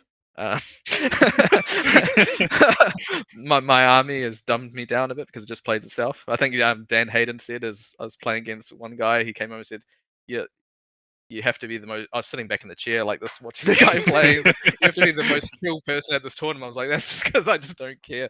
Like, guys die all over the place. My army just run up. What else can you do? What's all this tactical secondaries? Like, you don't need them. So, I think I like to build armies that give you a bit of leeway and make up for your failures. Because Did you it's just good to lock in have. Yeah. like banners, stranglehold, and oath or something every single game? Oh, all grind. If Oh, you yeah, true. knew that, if they had lots of mini units, and grind's just printing money, really. He's just yeah. That's just. I can see back in the day when I ran my 80 Templars, and I had my 2 units of Blade Guard, or I had my Dreadnought. That was a mistake, because that just gave grind away. So, or it gave them, or against orcs, it gave them what do you, not Bad Moons. What's the one that give +1 to Oh, hit? freeboot is the +1 to hit proc. Freebooters. Yeah. Good luck getting that against me now. I mean, it's never gonna happen. Whereas back in the day, I was like, oh, now we get it. I was like, well, I got to get rid of that weakness. So I just trimmed it all the way back. And people think it's boring, but it's actually quite a lot of fun running a hole in the guys with a whole bunch of chainsaws and a whole bunch of attacks, and just watching people just hit the walls, and then you just hit them back. Yeah. So it's just a different way of playing. Yeah, Sure. it's just a different way of playing.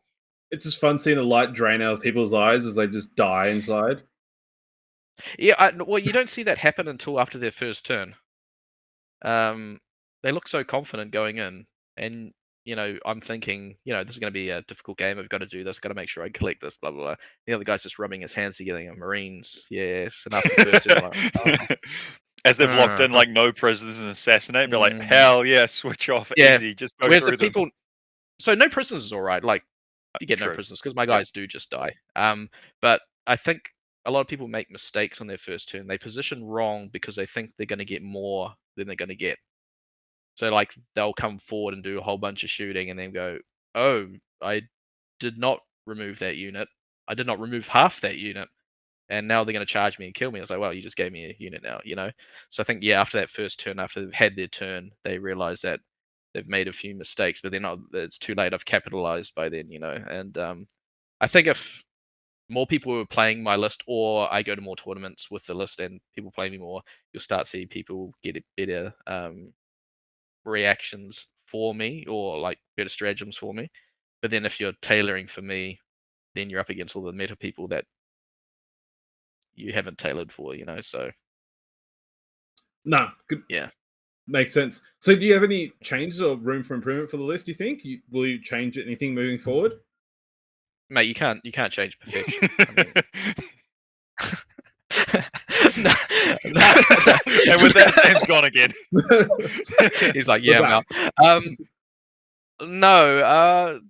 No. I think one of the things I didn't mention about my list is because Templars have a really unique situation that they can put like special relics and stuff in their lists. So you can have a sergeant who has more attacks. He gets 1 extra wound. He's got a special sword that's like -3 damage, and like he is pretty much like a better Emperor's champion who isn't a character, who has 24 wounds that you need to get through to kill to even get to him. and all the while he's just messing you up. He'll kill most things over the course of one turn or two. And there's also the grenade, which is, you throw that, you can throw it out of combat into someone's combat beside you because you're using the shooting phase, but it's not a shooting phase weapon. It's not actually a shooting weapon. Is that like the And holy you orb just or something? yeah. So you just holy hand grenade them. They fight last, and then you do a few mortal wounds. But it's so versatile. It's just like little hidden tricks. And they've got so many stratagems, and they're all 1 CP, and I'm very shocked that they didn't get FAQ'd, but on some level. But yeah, unless more people run a list like mine, you just have to be very careful because there's a slight rumor going around with those new Marine units that are coming out that there's going to be a new Marine book at the end of the year, which is going to be encompass everything like the Eldar books. It's going to have all the Imperial Fists and things like that, and which is absolutely fine unless they release a strat that lets me advance and charge. And if they let me advance and charge, my army is going to be the most broken thing in the entire world, because not only can I make it across the battlefield, I can get you as well on turn 1.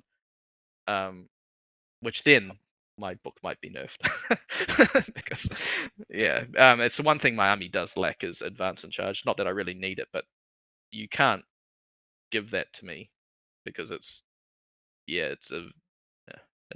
It would be a problem. just wouldn't be good. Yeah. But yeah. If you want to advance in charge, just play White Scars, right? But I mean, But then you lose all the defense. So the whole reason for the list is the tankiness of it. And you need to have the guts to just stand there and take it, because every single game, your opponent is always going to get a full turn of shooting against you. Every game, because you're never going to get turn 1 charge on them. You're going to be halfway up the board. Any rapid fire, they're always going to get the full amount of barrage into you, and you just have to have the guts to take it. And if you withstand that hit, and you can get into them, you can just call the game over. Because yeah, that's what I'm saying. So if you want to beat my list, which is not, again, I'm not saying it's unbeatable, but if you can block me out and just bait me, if you're fast enough and you're willing to sacrifice your units just to hold me off for a few turns, you'll do the job. But people don't play that way. They like to sit back and shoot, and I think that's a bit of a weakness, really.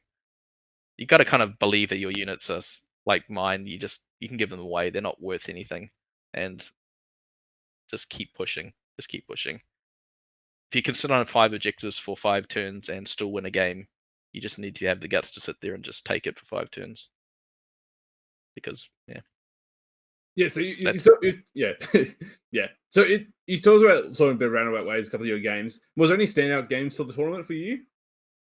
This is going to sound really, really. I actually loved all of them because they're all really nice. First game I played was Martin. I actually written them down here so I don't sound like a complete idiot of not remembering people's names. He's playing Gene Stealers, which is always a good game for me. Just because they have lots of guys like I do. Never going to win like grind them down or anything, but he's got the ability to score high and force me into a position where I actually need to maybe extend past 3 objectives, or else you'll get the 4 corners of the board. And I need to block him out and that sort of thing. So that was a really good game. The second game was complete write-off, was the Chaos Knights, which we both felt really bad for.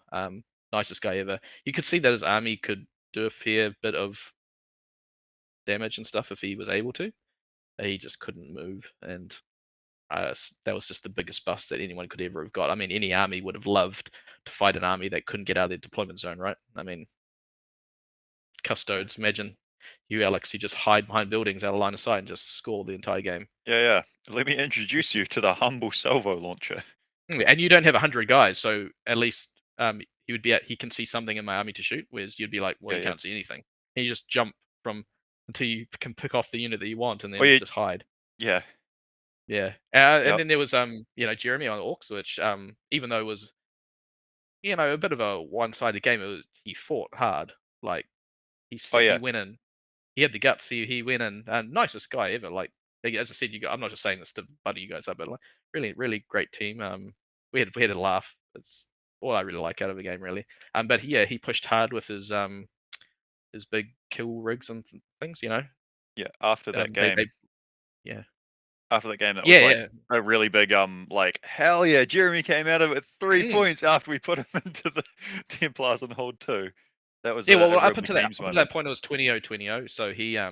he got the first points against me, which was, and he did at the end with a sneaky jump in. I was like, man, that was good because I thought I had him. I was like, this is going to be a 20-0, and he came in right then. He dropped his Storm Boys in and got something. And I was like, yeah, he held me off long enough to make that gap and got the guys in. So yeah, that was a good play there. Then I played Owl, who again is probably the closest game I've ever had with the Gene Stealers. Really good player, knows his stuff. He forced me out with the bikes, which is, I was like, oh yeah, okay, finally, that's good. And then the last one was against Jay with Chaos Knights, where I had enough. I just took the beating. Just I just took the sitting beating back, for 5 being like, turns. yeah, come on. Yeah, it was a bit hair raising. I mean, no one likes getting shot for 5 turns by all those guns. And it was a bit annoying when you kill a giant knight in 1 turn with one 20-man unit, and then it gets back up and teleports away because it can't go anywhere else. And you're like, oh, well, didn't even kill that. So, and I'm like, but I'm not moving out. I'm just here to score points. It's teams. I'm just here to score points. I'm just gonna sit here. So, yeah, restraint. Don't be greedy. Just hold the line, as it were. So, which my army does in spades. So, that's, yeah. I kind of had to follow the team there and just score the points. So. And you did it to success, so that's all that matters, right?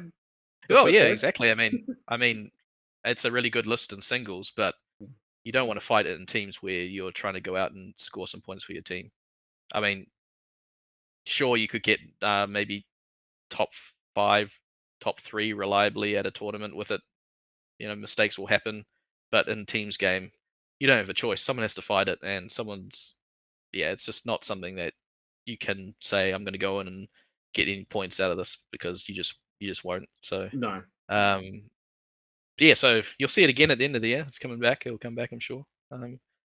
Yeah. So do you have some events on the horizon that you're looking forward to or signed up for? Yeah, so now we're back into the singles thing. So I'm gonna try them out singly. It'll be the first time I've played all 100 because I had 80 before, and the annoying thing is the thing about my list though at the moment, it's gonna be different now because adding another 20 is a whole different ball game. You have so much more options, but the last few tournaments I've gone undefeated but haven't won due to points. And it's just how the matchups work. And I keep missing Michael Taylor. We keep trying to play each other, but we keep like missing each other. So the day of second is hopefully over, and hopefully I can get a stupid one just by scoring. But I'm not saying I will. But yeah, so I'm gonna play in Mad Mork 3 because it's my winning anniversary this month. So I'm just gonna write this month off in April, and then in May there's the other Kraken event, which I'm gonna go along to and bring them along. They're not going anywhere. I don't like meta armies, and I just want now Marines you can actually win games with Marines. It's like I might as well just represent them because no one else will. Hell yeah, dude. Yeah. So I do say Stephen Greenfield, man, what a champion with those Ultramarines. Keeps playing those, and very nicely painted army, and yeah, he's getting really good. So he seems to be the only non-Templar guy around, really. Was Yeah. he at the teams event? Yeah, he was. Yeah, I think he was Right. I'm not sure if he was part of the team or he was a add-on. Oh, Merc, yeah. Like he joined. Mm-hmm. Yeah. Yeah. But he had the unfortunate thing of playing against Charlie with all the crisis suits. Yeah. It was a bit of a turkey shoot, so Unlucky, get Tau. yeah, well, the Marines just have no defense. Like normal Marines just have no defense at all. No invons, feel no pains, unless you bring an apothecary, but no defense against mortal wounds. You don't take tanks these days because they just blow up, and everyone else's guns are just better than yours. Like you're very average, you're middle of the road here. Yeah, so you got to play a real niche army like mine to actually have a chance, and that's a good thing. Actually, for me, it's actually in my favor because people aren't prepared for it because they're like Marines. Here come the Marines, and it's a completely different style of list. That's just so it's a good thing. So Or It's people look at it and just it's be good. like, yeah. "Oh, No, so my nickname is literally Skew, by the way. Yeah. Fair enough. Yeah, I mean, because we heard of- before that I played Imperial Fists on bikes as a list. Nothing but Imperial, and the amount of bolter shots those things were putting out every turn was horrendous. Because you got like sixes, double sixes, extra hits, and they were so fast. But then as the Kraken got their terrain and tournaments together, more and more terrain started appearing. They got very limited in their movement. So it was not a very viable list anymore. But yeah. until Marines 2.0, then you can run your bikes again, maybe, or your dread. Templars all the way. Templars all the way. Too much fun. Too good. Oh yeah. So I guess sorry, as I said before, it's just nice running a list that when you got a matchup against someone, you can say that I have a chance, and that's all you need. yeah, for sure. Yeah. At least it gives you a winning chance. That's better than most. That's for sure. You just don't have a straight up. This guy counters me, which is Yeah. all you can want in a game, right? You're like, just give me a game, make it close. Let's have a fun game, and I have a chance of winning. And only yourself can lose the game. If you play badly or the other guy, just does well, then so yeah. For sure. So I guess that finishes things off. We've got a couple of quick questions to round Sure. things up. So you talked about earlier on at the very, very start of the interview, you worked at Games Workshop. So how was that experience like working at Games Workshop? And then any fun stories? Many. The thing about working at Games Workshop is in New Zealand is it's not very busy during the week. Okay. So you can consider yourself, if you've got friends who come in and play the game against you, you can kind of consider yourself, and don't take this the wrong way, like an Olympic level player, not by skill, but by how much you practice. So we were getting in about 3 full games a day, and we played 5 days a week for 5 years. And you got to know the armies pretty well. And of course, you played like kids, and other people came in, and he wrecked a few kids' hobby, unfortunately. And don't just the stuff that they bought in, and you'd feel bad because so I don't care about talking about them now because I haven't worked there in a long time. But a kid would come in with his mum, and you'd sell them a Bane blade. Because how big tank, let's go. Right? Start with this, kid. And back in the day, Bane blades were like $400 instead of like the $180 they are now for some reason. And the stuff that you would sell to people, even though you'd make money for the store, was, they say try the starter box and stuff, but some of the kids don't want that. They just want the cool models, and unfortunately, the cool models cost a lot of money. And then they realize that you can't actually use those models to play a game because you're missing all the other models. Right. And it was a bit soul destroying, trying to see people, because what people don't realize, it is a hobby. It's like, people who are into cars, it does cost a lot of money, even if you buy cheaper somewhere else. And you kind of felt a bit like you're robbing people. But as working there, it was really fun because we just got to play games all day and paint, and you got a lot of armies, and then you got massive discounts on all your things. But there's some horrendous stories I could tell about customers and that sort of thing, but I won't because it's just been left unsaid, really. But some people, it's retail, people Oh yeah. people think returns and thinking they can get one over on you, and especially when it comes to expensive stuff, that's just not, it's retail. It's at the end of the day, it's just retail. But you just think of it, you could just go to work and play 3 games a day until the week. You had to work in the weekend because it was busy then, but during the week you just practice. Okay, and the store had all the armies, so Wow. Yeah. But that's working at GW, and it's not much to say about it really. It's just it's an experience unique to you, and I'm sure. I know, obviously, some people have worked at GW, but I'm sure myself, when I was growing up, that was my dream job. I was like 9-10 years old. It was my first job I ever want to work at Games Workshop, and then but so where did it go all wrong, Sam? Now you're an accountant. Yeah, how times have changed. yeah. We've only got 1 GW left, so oh good luck wow, to that guy. Yeah, it's in outside St. Luke's now. So He's holding the line. One guy. Probably doesn't get a lot of business out there. I think a couple of years back, I was actually approached by GW because I haven't worked there in quite a long time. They asked me whether I'd open the store out in Botany, and I don't like to work weekends, so I was just like, no, I'm not. It probably would have been good. They should have still opened out in Botany. That we used to have 4 stores. They closed them all down to keep one alive, and they kept it in the worst location. They had it in Darn. Sylvia Park, Alex. Like, that was the traffic and the amount of people they got in there was huge, and they just gave it away. Yeah, I don't know. Yeah. Hey, at least you guys get a GW store. They went Wellington, Auckland. I think they got one in Dunedin, but never Christchurch. Yeah, the Dunedin one's just opened, hasn't it? It's like Yeah. it's quite a new one apparently, but now we have Right. Hobby Master and things like that, and they just do it better.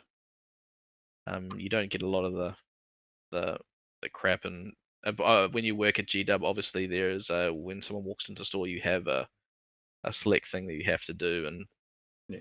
it's KPIs. kind of it feels force fed, you know. Mm. What are you doing? What do you want to do? Should we run you through a game? Blah, blah. And doing that 20, 30 times a day is just soul destroying. Running through the same game, and those intro games, they were never balanced. The Marines will always crush whoever you put them against because they always had like 700 points compared to like 300. And you gave the new people the Marines? Oh yeah, sometimes depends if you like them or not. And that's why Ben plays Marines. Little Timmy's not being a good kid. All right, buddy, you get the GSC. Or I'm gonna get yeah. Let me show you how this game's. No, but yeah. So obviously in New Zealand we have the 2 premier podcasts in 40k Cabal, NZ 40k Cabal, and then Krakencast. Do you have a favorite between the 2? I don't even know if Cabal's still going, is it? I'm pretty sure it is. Should go to Well, Hayden. the problem is they don't. They're actually at the moment they're not attending a lot of the tournaments. I don't think. I haven't seen. I know. I only know a couple of them, a couple of the guys. But I think a couple of them were actually going to run the teams event, but then they got sick or something. But they weren't even playing in it. So, and I think that's people like Mark Buttle and I think There's there. Buttle. Yeah, Cabal Hayden. and Bartosz. Hen was there. Right? Yeah. No, Bartosz is swapped out. Hen was at the tournament. Yeah. And then there's So Gary, they're there. who's down I listen to Kraken more, not because like I think one's better than the other, just because they run more of the tournaments at the moment. So I listen to them just to get the information and stuff. And obviously I've known them, a couple of them, a while, and they're just a great bunch of guys. And so is the Cabal guys. I've known Hen for a long time. But I just haven't really listened to theirs because I think I'm just a bit out of the loop with Cabal and their tournament running. But they're probably both as good as each other, to be honest. Yeah. Very neutral answer. Both good. Yeah. Well, I can't really talk one down because honestly I don't listen to one of them. So I just assume that but yeah, give them both a go. I'd say they're probably. I mean, both have good players. I mean, definitely Mark Butler and stuff. They've been around for a long time. They know their stuff. So you can only get good info out of their podcast if they've got one. So yeah. So you said, Dan, you played a couple of games or game systems over the years. You played Fantasy, 40k, and playing a bit of AOS. Do you have do you think one's better than all the other, or do you have a preference?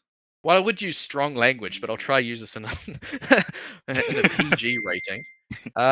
Age of Sigmar can go get, and they should bring back Fantasy.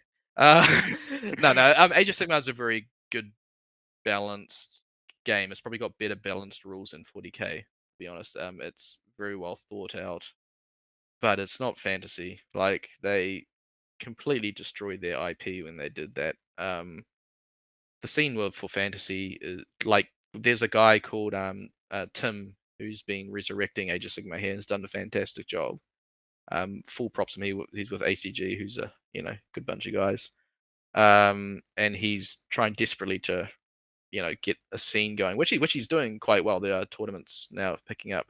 But Fantasy back in the day was huge, man. It was bigger than 40k ever was, and you had everyone playing it. Like even I played it and all that sort of thing.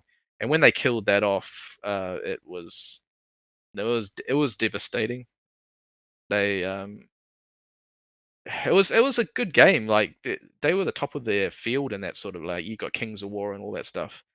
They you know it's their longest running game as well. Why get rid of something that you know to turn your next fantasy game into a 40k clone?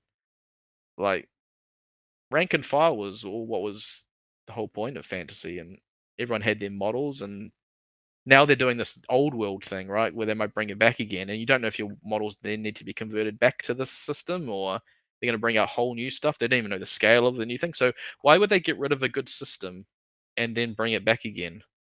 It just seems like they were like, oh, we've made a huge mistake. Back by popular demand. When you could have just changed the fantasy rules for the better and just slowly developed it into this old world system. But it just Age of Sigmar just wasn't necessary. I mean, they already had 40k. It just Yeah. not saying it's bad. There's some So- gorgeous models that come out for it, but So which do you prefer out of fantasy and 40k to try and compare the two then? Because it sounds like those are the two front runners for you. oh, 40k by miles, just because it's a lot more accessible. You don't have to paint millions of models.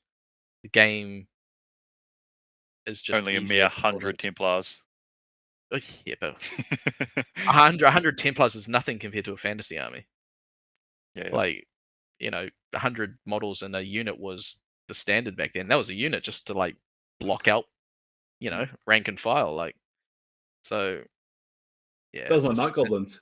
That was a night Oh yeah, goblins. exactly. Jeez, yeah, like imagine that. Now you're gonna paint all those good luck 500 night goblins just to get an army together. I suppose that's the one good thing about Age of Sigmar. Like the points have dropped way down, so it just doesn't feel like a battlefield game anymore, where you got they'll line them up and fight each other. Now it's just 40k skirmish. It's just a skirmish game. And as I said, the models are gorgeous and very well developed rules. But I'm just saying, as a concept, it's just a shame that Fantasy they should have at least kept both. Yeah. Because they're two different gaming systems entirely, and yeah, it's just a shame that one just got deleted. And they've spent so long, this new world one isn't even out yet, so they've spent so long developing a new version when you could have just updated the old one and kept people in the game and happy, because some people just don't like Age of Sigmar at all. No. Like I've got some very close friends who I worked with at GW, who are very close friends, and they played fantasy and they despise Age of Sigmar entirely. Yeah, so And especially with the whole Total War franchise and like the video games coming out, like it revitalized a lot of people into the fantasy element. So exactly. Why make Total War? Like, can't they see how popular that is? Like, I know Total War's always been good as a franchise, but the Total War Warhammer is the biggest seller for that company by margins. Like, people love it. I mean, compared to the other Total War games, it's huge. That's why they made a second and a third one. And you ditch your tabletop game, which anyways, that later episode. yeah, you could go all into it. Yeah, but it's just a dumb decision. Yeah. So, do you prefer teams or singles, Dan? I love playing with my mates. I love playing with playing across the table. Like the last teams event I played in was years ago. This is the first one in ages because I took a very long break. But playing teams is there's nothing quite like going to a tournament and you play 5 people and you meet 5 people and shake 5 people's hands. Whereas you go to a teams tournament and 25 you all talk about it beforehand, have a games, all talk about it afterwards. And playing against your team instead of meeting Jeremy, I met all of you. It's just better. It's just better, and it's more strategic. You've got to be really careful who you play. You got a better chance of winning if you're not a very good player. Like even if you have like a very very bad list, or you know that you're not strong, you have a good chance of having a good game and enjoying yourself because your captain's going to put you into something that you could handle, or you've got a better chance of dealing with. And if you are a good player and you have a very good list and you don't mind crushing someone now and again and you get put into a good matchup, they're like you're just going to take those guys out. Or on the flip side, if you're a really good player and they have a really good player and you're like, right, we can actually make this happen, and get a bit of a rivalry going, and team rivalry is good, isn't it? It's healthy. Then and it's easier for disputes. I think people are a bit more chill in teams where the one-on-one people can get a bit angry, and whereas you got your other 4 guys backing you up and supporting you and telling you it's okay and you're doing a good job, People get or they're tilted taking you out and or salty. or taking you out the back and beating you with a 2x4 because you're just not doing your job. But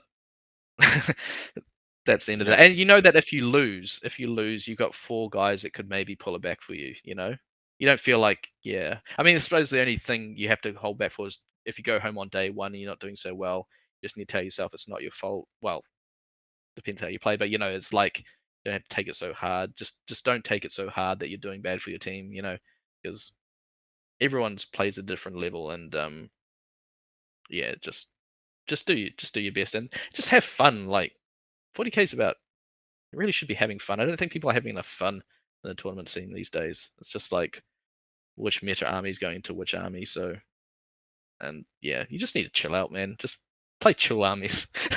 Play in my army. Just sit back and chill and just yeah, you know. Yeah. There's people there. There are people there just to win, and you can tell who they are. Like you can see them from across the side of the room. But then you can also look over and see another team who are just having fun and still doing well, and you're like, that's what teams are for, you know. Like, yeah. So It's good. It's a good environment. So yeah, like oh yeah, it's amazing. Yeah, you get a good feeling about being there, right? It's like a good atmosphere. Whereas you're kind of in your own little world if you're in you're playing 1-on-1, and you gotta, unless you got a mate who's playing the tournament with you, you don't really have many people to talk about how it's going in between rounds. You're just trying to stay focused on your job. Whereas in teams, if you finish early, you can go watch their games. Yeah, for sure. You know, captain come around and see how you're going, and maybe give you a bit of a pep talk or something, and other things. So I think most things should just be teams. It's just doubles and like things like Age of Sigma and 40k doubles and all those events are just better, aren't they? They're just. It's nice to have someone there with you. So yeah, exactly. Like not everyone needs to be best in the world, at the game. You don't need to be the top ranked player in the country. Just you do well and still have fun, And I think that's what the game about. I think what some people are just lacking is just need to chill out and just have fun with it. I mean, it's a hobby after all, right? Winning's not everything, and like you paid a lot of money on your models, and you paid a lot of money to be there, and you've spent so much time painting. Don't go home bitter, No. Just yeah. You've had fun painting your army and building it, so just have fun. Yeah. Towse, any final questions for Dan? I think it was generally pretty good. When we're seeing you next? When we playing next? That's like when's Kraken hosting the next event, I think, right? May. So there's May single event. There's May singles? May there's a single event. Yeah, cool.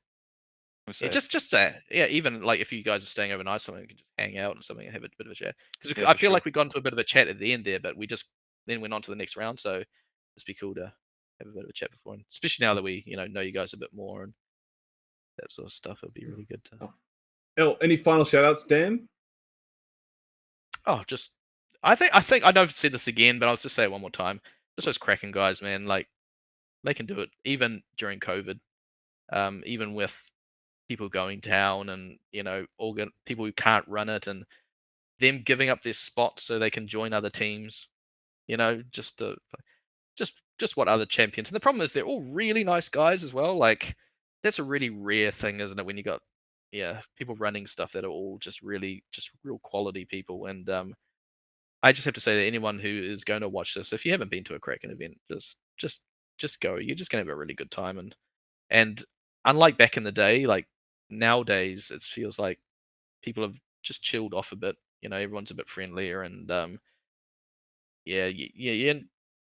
you can just go and just make friends. And I think that's and the Kraken guys are just fantastic. So if I'm going to give a shout out, it's just to my team, obviously. Good job, guys, and the Kraken guys, and obviously you yourself, because you guys were the biggest challenge for us. So and we didn't come out of there like saying, "Oh, we won." We came out of there like with 5 new mates. So. Oh yeah. Oh, and it was like right down to the end, right? That last game. Oh, exactly. You were at the end, right? So I was like, good. God. But that's what makes the tournament, right? Like, who wants to be like, oh, look, sorry, Alex, we just absolutely smashed you 100-0. See you guys later. It was more like, anyone could win this. And James was pacing back and forth, like, Yeah, was it Liam, started your off- Necrons player, that like kept needing to pull James away? Like, no, let them finish the game. Oh yeah, and yeah, because we're sitting there, and James kept coming over because I think he knew that I had one at that point, and he was saying we need 5 points to win, we need 5 points to secure it, and he came back later, was like, we need 10 points to secure it, and he came back, I think it was like, now we need less points. It keeps going up and down, and then it was Charlie versus Hugh at the end. Charlie versus Hugh, and it was like, if Charlie tables him this turn, we've definitely won. If he doesn't and tables him next turn, we could win, or it could be a draw. And I'm sitting there going, just tell me when it's over. Like, it was such a time. He was going through like doing so much, man, and like exactly, because it was dead even. Like all 4 games are finished, and it was like 40 each, right? Just before, so good. And then Faniel like comes over like 10 minutes into, I'll just say 10 minutes into our game. Is like, I'm done. I'm like, well, that's a good start. Like, great. And he's like, you're gonna win. I'm like, I'm probably gonna win this one. I'm probably not gonna twin. I was like, I might twin you. I didn't. Like, obviously he scored 3 points, but I was like, so it's gonna be up in the air. Like, what happens over there? But as soon as you see James stand up and start walking around, he's got this face on him. He's won. So you're like, okay. Now it's just down to Liam and to Charlie. So, yeah. Play team events. Go to Kraken events, right? Yeah, that's what you live for, man. Those kind of things. They're just live for those kind of moments. Oh yeah, exactly. That's what it's all about, man. That's what it's all about. Yeah, awesome. Well, so thank you, Dan, for your time. You've been very generous with your time, and then love to have you back on when the time's right. So yeah, thank you. Just bring me on after I just win the next event. Okay, Easy 110 players coming at you. Yeah. There we go. Awesome. All right, back to our regular scheduled programming, I guess. Okay. Thanks, guys. Cheers, Dan. All right, and we're back. Thank you, Dan, for the interview and these gracious time. So, 100 Templars sounds like a thing. I obviously heard about the Primaris Crusader squads doing their thing and just existing. Sounds like Dan really got to show it off, and not only in teams but also in singles. So, looking forward to seeing that in the meta near you, I guess.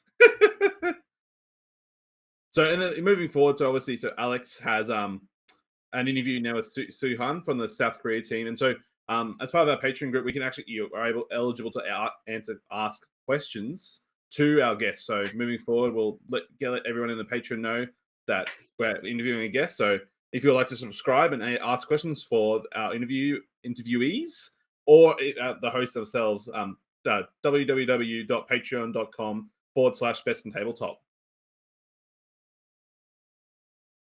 Don't forget to look on YouTube, like and subscribe on there also, and the Facebook. There's heaps of content on there now. There's shows coming out every week. It feels like. I know Colin's theoretically been banned from creating more. I know he is actively rebelling against that rule as we speak. I'm pretty sure. So, subscribe for more content, guys. Basically, so. Also, if Discord's not your thing, you can now support the network on YouTube. They've reached some YouTube threshold to be able to do things. So you can support them somehow through that for a similar amount of US dollars per month, and that'll get you extra access to the mini battle report, illustrated, commentated things that Colin's been doing, and he's just smashing them out. He's that and the second half of his interview series that I'm forgetting the name of, that someone might help you with. Chasing the Narrative. They do That one. part 2 of Chasing the Narrative is behind the paywall on YouTube. Yep. Yeah, fantastic. So moving on, so we have a little quick segment about fundamentally. So I'm the new, I guess, rep, and I'll be the captain for the ACT team. And so in Australia, every year in May, roughly, we have a 8-man teams event similar to the World Team Championships, or what was the ETC style, so European Team Championships. And so each state or territory gets to nominate 8 players from their region to represent their state or territory. So similar, I guess, concept to the WTC, but like have the state and territory people instead of the national one. And everyone gets to compete in an 8-man teams event. So in theory, there should be roughly 7 Australian teams, and then 2 New Zealand teams, because we have a North and a South Island team. Fingers crossed all that goes well with COVID, but there might just be 1 New Zealand team. And so I've got the privilege and honor to run against the ACT team. And so we recently just selected the first 8 ACT players, and we got our 2 coaches set aside for that event. And as part of that journey, so this is my first 8-man teams event, and then everyone else on the team but one coach has not participated in this ANZ Team Champs. And so to help us along the way, we're fortunate enough to get Anthony Vanilla, obviously part of the network, and now a recent Art coach to help us coach along the way. And so we just hosted our first training session and coaching session with him. So we went through pairings and rough list ideas and constructions and how we plan to run the team. And so Anthony was really helpful in providing us information in terms of what we should be doing on the day, preparation lead up in the lead up to the event. And also we had just a general question about how you mentally prepare for those big tables and playing against top tier players. And so we had a discussion. So obviously in the ANZ Team Champs, we'll be playing against some of Australia's best players on a regular basis. So obviously your Liam Hackett's, Matt Morosolis, Eric Lathuris, Chris Wright, just to name a few. And some of these players have never played against such a quality opponent. And so Anthony was really, really good about talking about how just play the turn in front of you, play the game ahead of you, and try not to think it's not too big. It's just Warhammer at the end of the day, and overcoming those mental challenges for it.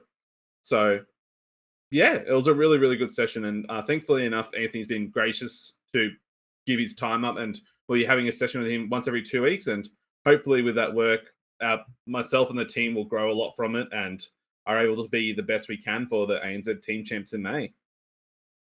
That's exciting stuff, mate. Why don't you explain to the listeners / viewers a bit about what territory and what part of Australia you're talking about?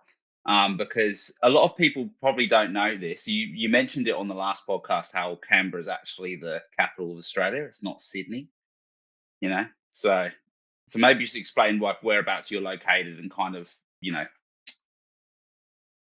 what's expected of your state in 40K, I guess, and stuff like that. So yeah, sure. So this is going to be on top of it being the first time for a lot of us. It's funnily enough going to be the very first time in I don't know the history, 6, 7, 8, however many years that a full team from our region has been able to compete at this level. Traditionally, in the past, we've had a handful of people compete, 4 or 5 people from my region, but then the rest is being made up by mercenaries and fill-ins from other states and territories or backup players. So it's really, really exciting news to have a full team of 8 people from our region to come and compete. And so traditionally in the past, our ACT team has been seen as a very tier 2, tier 3, bottom rung, just, curb stomp people. So hopefully we can maybe prove ourselves right along the way and not be that, I guess, pushover too much. And so, and yeah, we have so where I'm from, so Canberra is been alluded to, the capital city of Australia. So it's part of a territory called the Australian Capital Territory. So it's just very, very small region in the grand schemes of Australia. And it's a city of 450,000 people. But our scene is very small in the scheme of things. We have no one tournament players in the mid 40s, if that, maybe mid 40s, 50s, which does sound like quite a bit, don't get me wrong. But getting people involved, so literally last year we had our first ITC event in 4 or 5 years at least, and it's been a work in progress. We're growing the scene bit by bit, step by step, and people are really getting on board and involved, which is fantastic to see. So my goal heading into the ATC was to try and get a team fundamentally, and we did achieve that, and getting 8 quality people from our region to represent was just over the moon. I'm very, very excited for everyone involved. And it was sort of a shame we had to actually cut. So obviously we can only select 8 people and 2 coaches, and we had quality applicants on any other year would have made the team. But this year we just had too many good applicants. So it's really good to show our scene's growing and everyone involved. And I'm very, very proud for everyone involved, included. Sam, you said they're mid-40s. Is that, number of players attending events, or is that, your top-ranked players in Australia type thing? Just players attending events in ACT. Okay. So so last year we had I think mid-40s in terms of one person attending an event in Canberra. So there's 40 unique individuals. And obviously we have a consistent number that would be in the low teens, I would say, that would consistently attend, maybe low 20s. So see that conversion ratio into this, it's fantastic. And we're getting more and more players every day, people inquiring, people wanting to get involved and interested in playing competitive 40k or in tournaments in general is just fantastic. Yeah, that's fantastic. Well, I'm looking forward to having you there. I'll be seeing you a couple of times in the next couple of months, Sam. I've got hosting Oz Masters, so I'll see you there. I'm also hosting and TOing ATC as well, so that'd be exciting. Won't see a team from New Zealand there this year, which is a shame. But you guys are definitely having a bit of a rough time over there at the moment. Was that But been confirmed? yeah, it has been confirmed. I'm sorry to break that to you. Have I just broken to you that on the sorry. That's unfortunate. Yeah, sorry. that's awkward, isn't it? I have to get Tyler on that one. Tyler. No, but yeah, No, so I we're don't good. think it's That's gonna. fine. Yeah, that's right. I don't think it's gonna happen this year, but I'm hoping like next year. Hopefully we'll see you there. Yeah, it's really exciting. So we've got 8 teams. 8 teams would be all the states in Australia. Obviously, it's New Zealand usually invited. They aren't coming this year. We've got all the other states attending. Plus, New South Wales are putting in a B team, if you like, to bring that to 64 players, which is really exciting. Yeah, and always it's just going to be great to have some of the best, well, most of the best players from the country in one venue battling it out. So it's always exciting. So I'm really looking forward to seeing how that journey unfolds of yours, Sam. And I'll be there on the day to hopefully watch it come to fruition as well. So yes, well done. Me too. All right. We got some questions now from the audience. So part of the let's do Facebook it. group has asked some questions, and so we'll start reading them off. So Lucas from the chat has asked, "What are y'all's opinions of hordes transitioning out of the competitive zeitgeist?"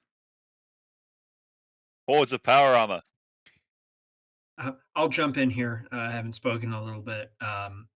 Or hordes in the competitive zeitgeist. I mean, Oh, that's rough. Rude. Certainly I not in can't 9th think- edition, right? Yeah, I was like, I can't think of a horde army that has done well in 9th thus far. So I guess I feel the same way as I do about the rest of the meta. I think like the 9th edition books don't really feel like they've encouraged any sort of horde yet, do they? You know, I think the closest we've got to horde is 120 rangers for AdMech. And your kind of quintessential horde style armies like your orcs and stuff like that haven't really tended to want to be built like that when they've designed the book. So unless we're going to see any sort of army of renowns, or we still have a couple of books which are classically known for their hordes, like Tyranids coming out, but I haven't really seen much in any form of leaks about them playing that kind of role, if you know what I mean. So Yeah, that's. I mean, we have guard, Tyranids, and demons. Don't have books yet, and those are all 3 armies that are going to want. They're traditionally wanted to run large amounts of models. I know Tyranids have Crusher now, but that's a relatively new addition. I will say I knew of a kind of interesting demons list, like a Disciples of Bellicor horde of demons list that was being run at LVO by a member of the U.S. Army team. It was really cool. The problem was it was a one-off where he was running it and he was doing very well, but nobody else was running it. So it was kind of, I don't know if that's really something you tech for, if that makes sense. So yeah, I hold my answer. I don't know of a horde army that had done super well in the modern 9th edition once books started to come out. I think Manny Chima and his 180 racks would like a word with you, Alex. Okay, well, let me caveat that. I don't know of any horde army doing well in 9th edition, except for Manny Chima and whatever 100 model list he has this week. That has done well, but that speaks more to the player than how that list is built.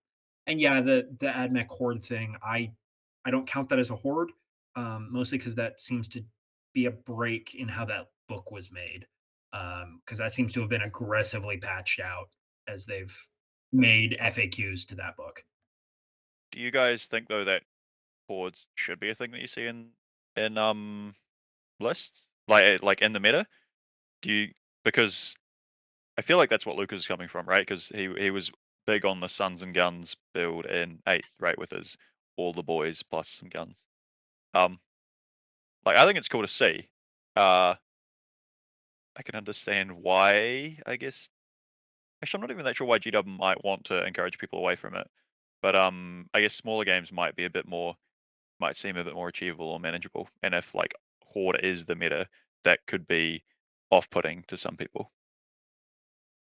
Well, it's one of the reasons like fantasy died, right? Is the idea is that there's just way too many models to paint and acquire, and like the time and money investment is insane. So, but I think it's good to have hordes in the meta. I think it provides a different skew of sorts. I mean, we have like the top heavy skew in terms of your knights and crusher stampedes. Why not have like the infantry skew? And so I think it'd be nice. And it was a good point you made up, Alex. Though, is that how Chaos Demons, infantry, and Tyranids books haven't come out yet. So those are the stereotypical horde armies. I think it would be nice to see them come out.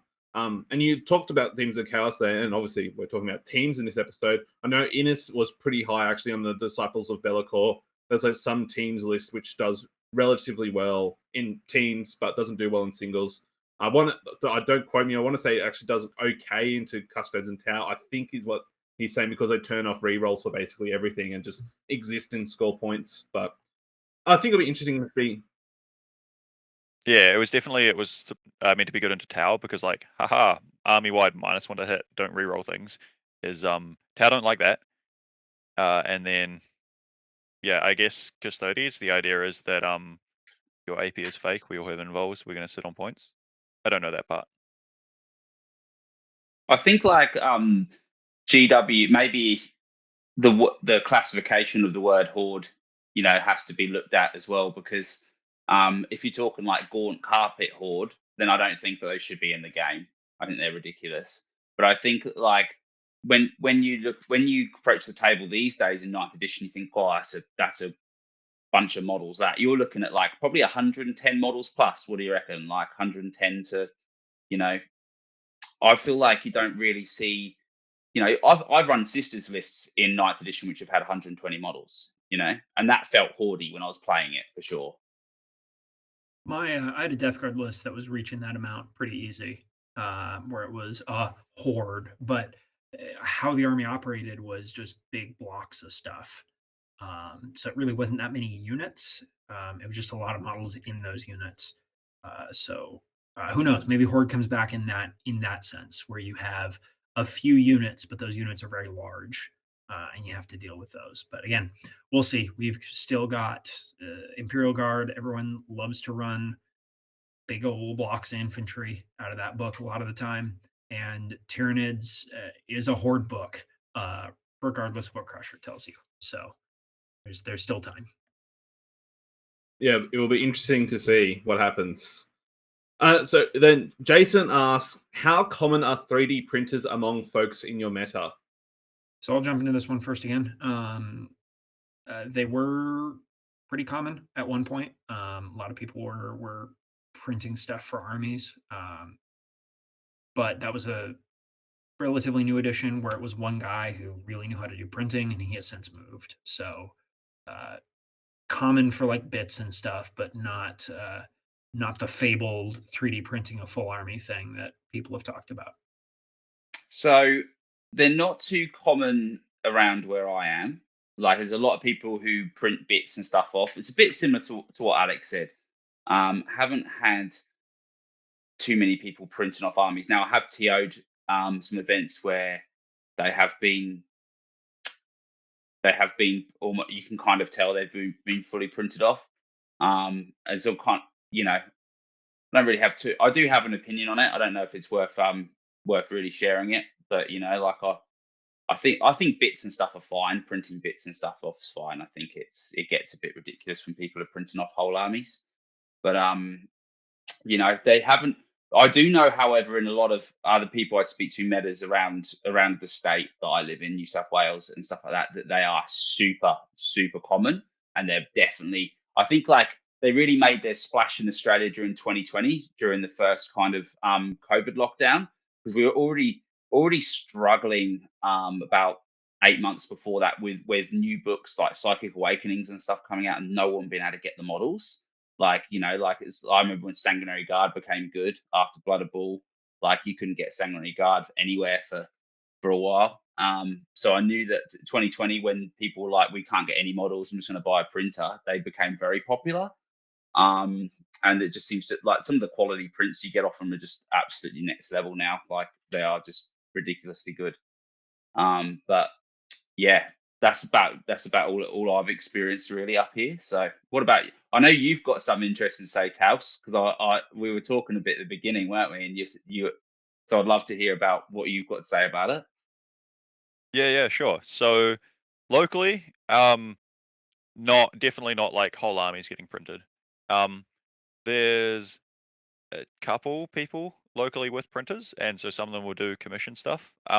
But mostly that's like sometimes a different model. Like I know there's one guy that has an alternative, uh, like apothecary print that is quite cool that I quite like. Not whole armies, usually bits, stuff like that. I might have used printing a bit more. I might be on the upper end of people locally that have printed things, but I should definitely have the caveat here where my view when I get stuff printed for 40k is I want to run things that have been printed where I have created the STL. So like I have a 3D printed Sister of Silence Rhino that is hovering rather than on rather than tracks to match Custodes vehicles. And I modeled that myself, got it printed. And so that's sort of where I feel okay with. And then when the Games Workshop, like the rules around printed or custom bits for their open events, they said that if you've produced the models yourself, then fair game. So I felt a little bit vindicated by that. That's like my personal view. And then yeah, there's not masses of it locally for other things. And I've printed. I don't have a printer myself, but like using ones at uni, I printed what is it? Base clips and some things like that for a bunch of other people and that sort of thing. So it's usually more in the terms of like things to be helpful or that sort of deal, or like alternative heads, random bits, things to make stuff look cool. That's mostly locally.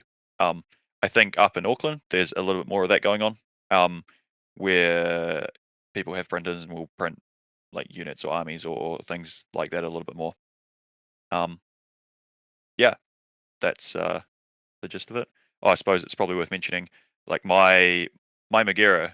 I think those are all just standard GW, not Forge World Knight chassis that I designed and printed alternative like arms and a lightning cannon based off of somewhere between the actual one and a video game character, and that sort of deal. So like I'll print things, but it's going on GW stuff or I've modeled it myself.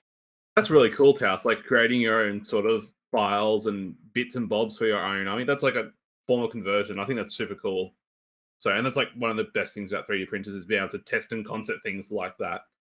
So, Yeah. Like locally, we have locally we've got a pretty a strong hobby focus. Like we have a rubric that often gets wrapped into like actual tournament scoring. So I think it's vaguely similar to like the ITC hobby rubric type deal, but sometimes that'll get put into the actual overall scoring. And so conversions is something on that, and so like custom bits like that can count towards it, and so is in a way encouraged. Some of the custom stuff you can get that people print off is just incredible. Some of the sculpts that you see, so like sometimes you're better off, like, especially with how brittle they can be if you do order them off some companies. But those STLs, like if you want an alternate sculpt, there's nothing wrong. It's just it's just creativity, really. As long as it's not modeling for advantage or anything like that, it's all good.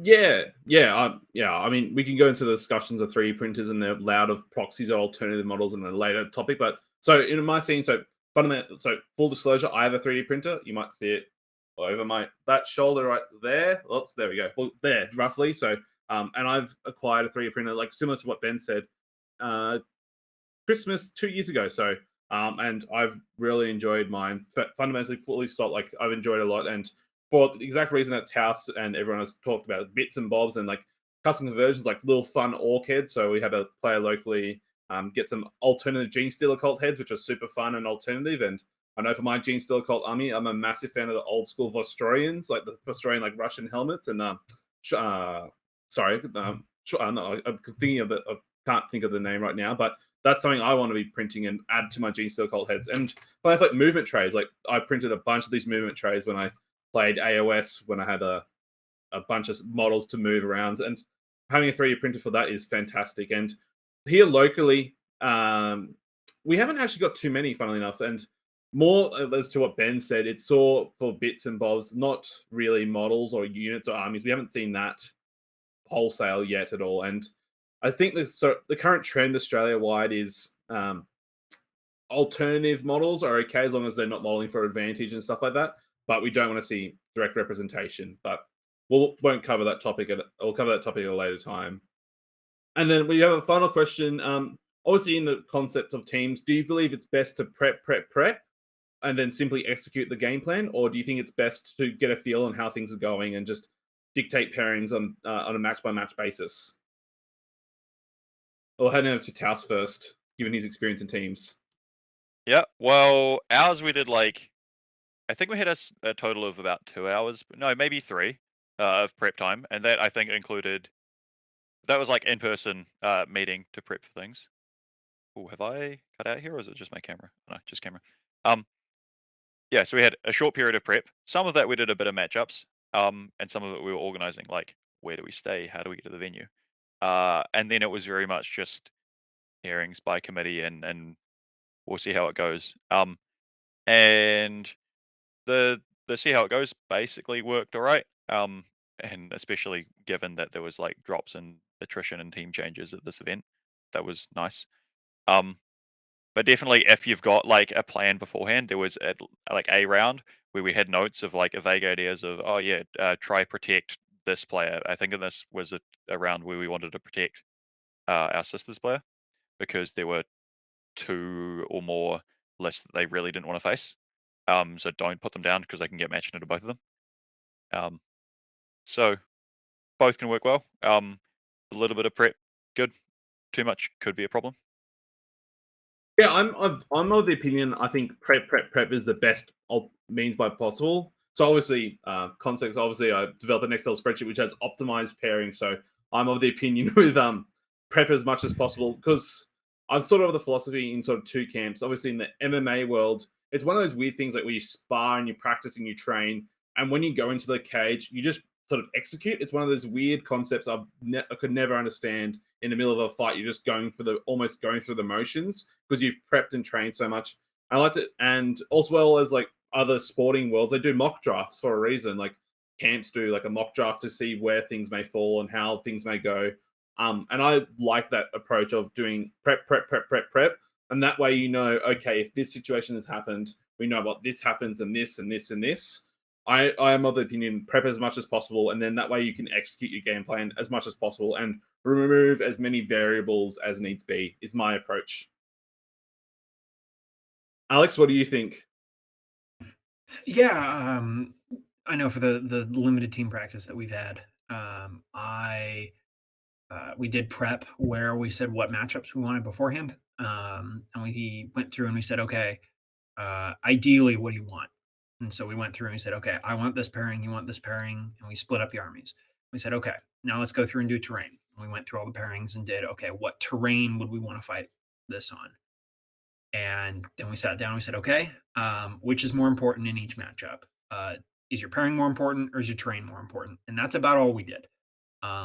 We backed off doing a lot of matchup specific stuff because I don't know what terrain I'm going to be on, and I don't know if I'm going to play that particular army.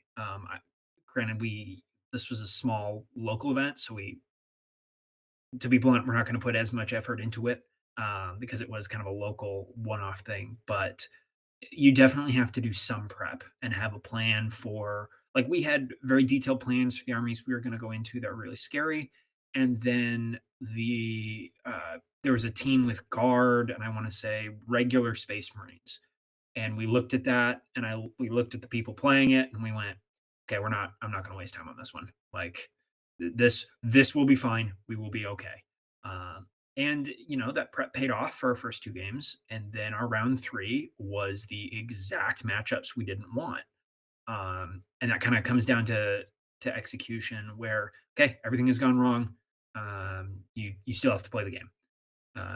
You still need to have some idea going into it what you're going to do and be able to adapt on the fly. That was actually my only loss of the event, but I was confident that my partner was okay. Well, he's in the matchup that we thought he would do a little better in, and we'll make it work. And I'll wing it. I'll do it live, and we'll see what happens. But a little bit of prep, just to have a overview, big picture understanding, and then confidence in the players that they're going to be able to execute individually in their games.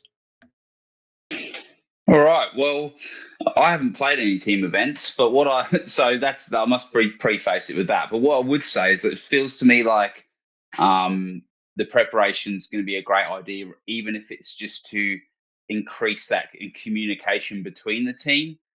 Strengthen like the chemistry, the bonds, the camaraderie, whatever you want to do. And because I honestly think like when you're in the thick of it, you can plan as much as you want, and if stuff doesn't go to plan, like you've got to just drag each other through it, right? And I think like any way you can increase those bonds, kind of figure people out personality wise and stuff like that before you get to the event. I think the more time you can give yourself to do that, to get to know the people in your team, the better you're going to go anyway in general, I think. So regardless of how cerebral you stay with factions, so.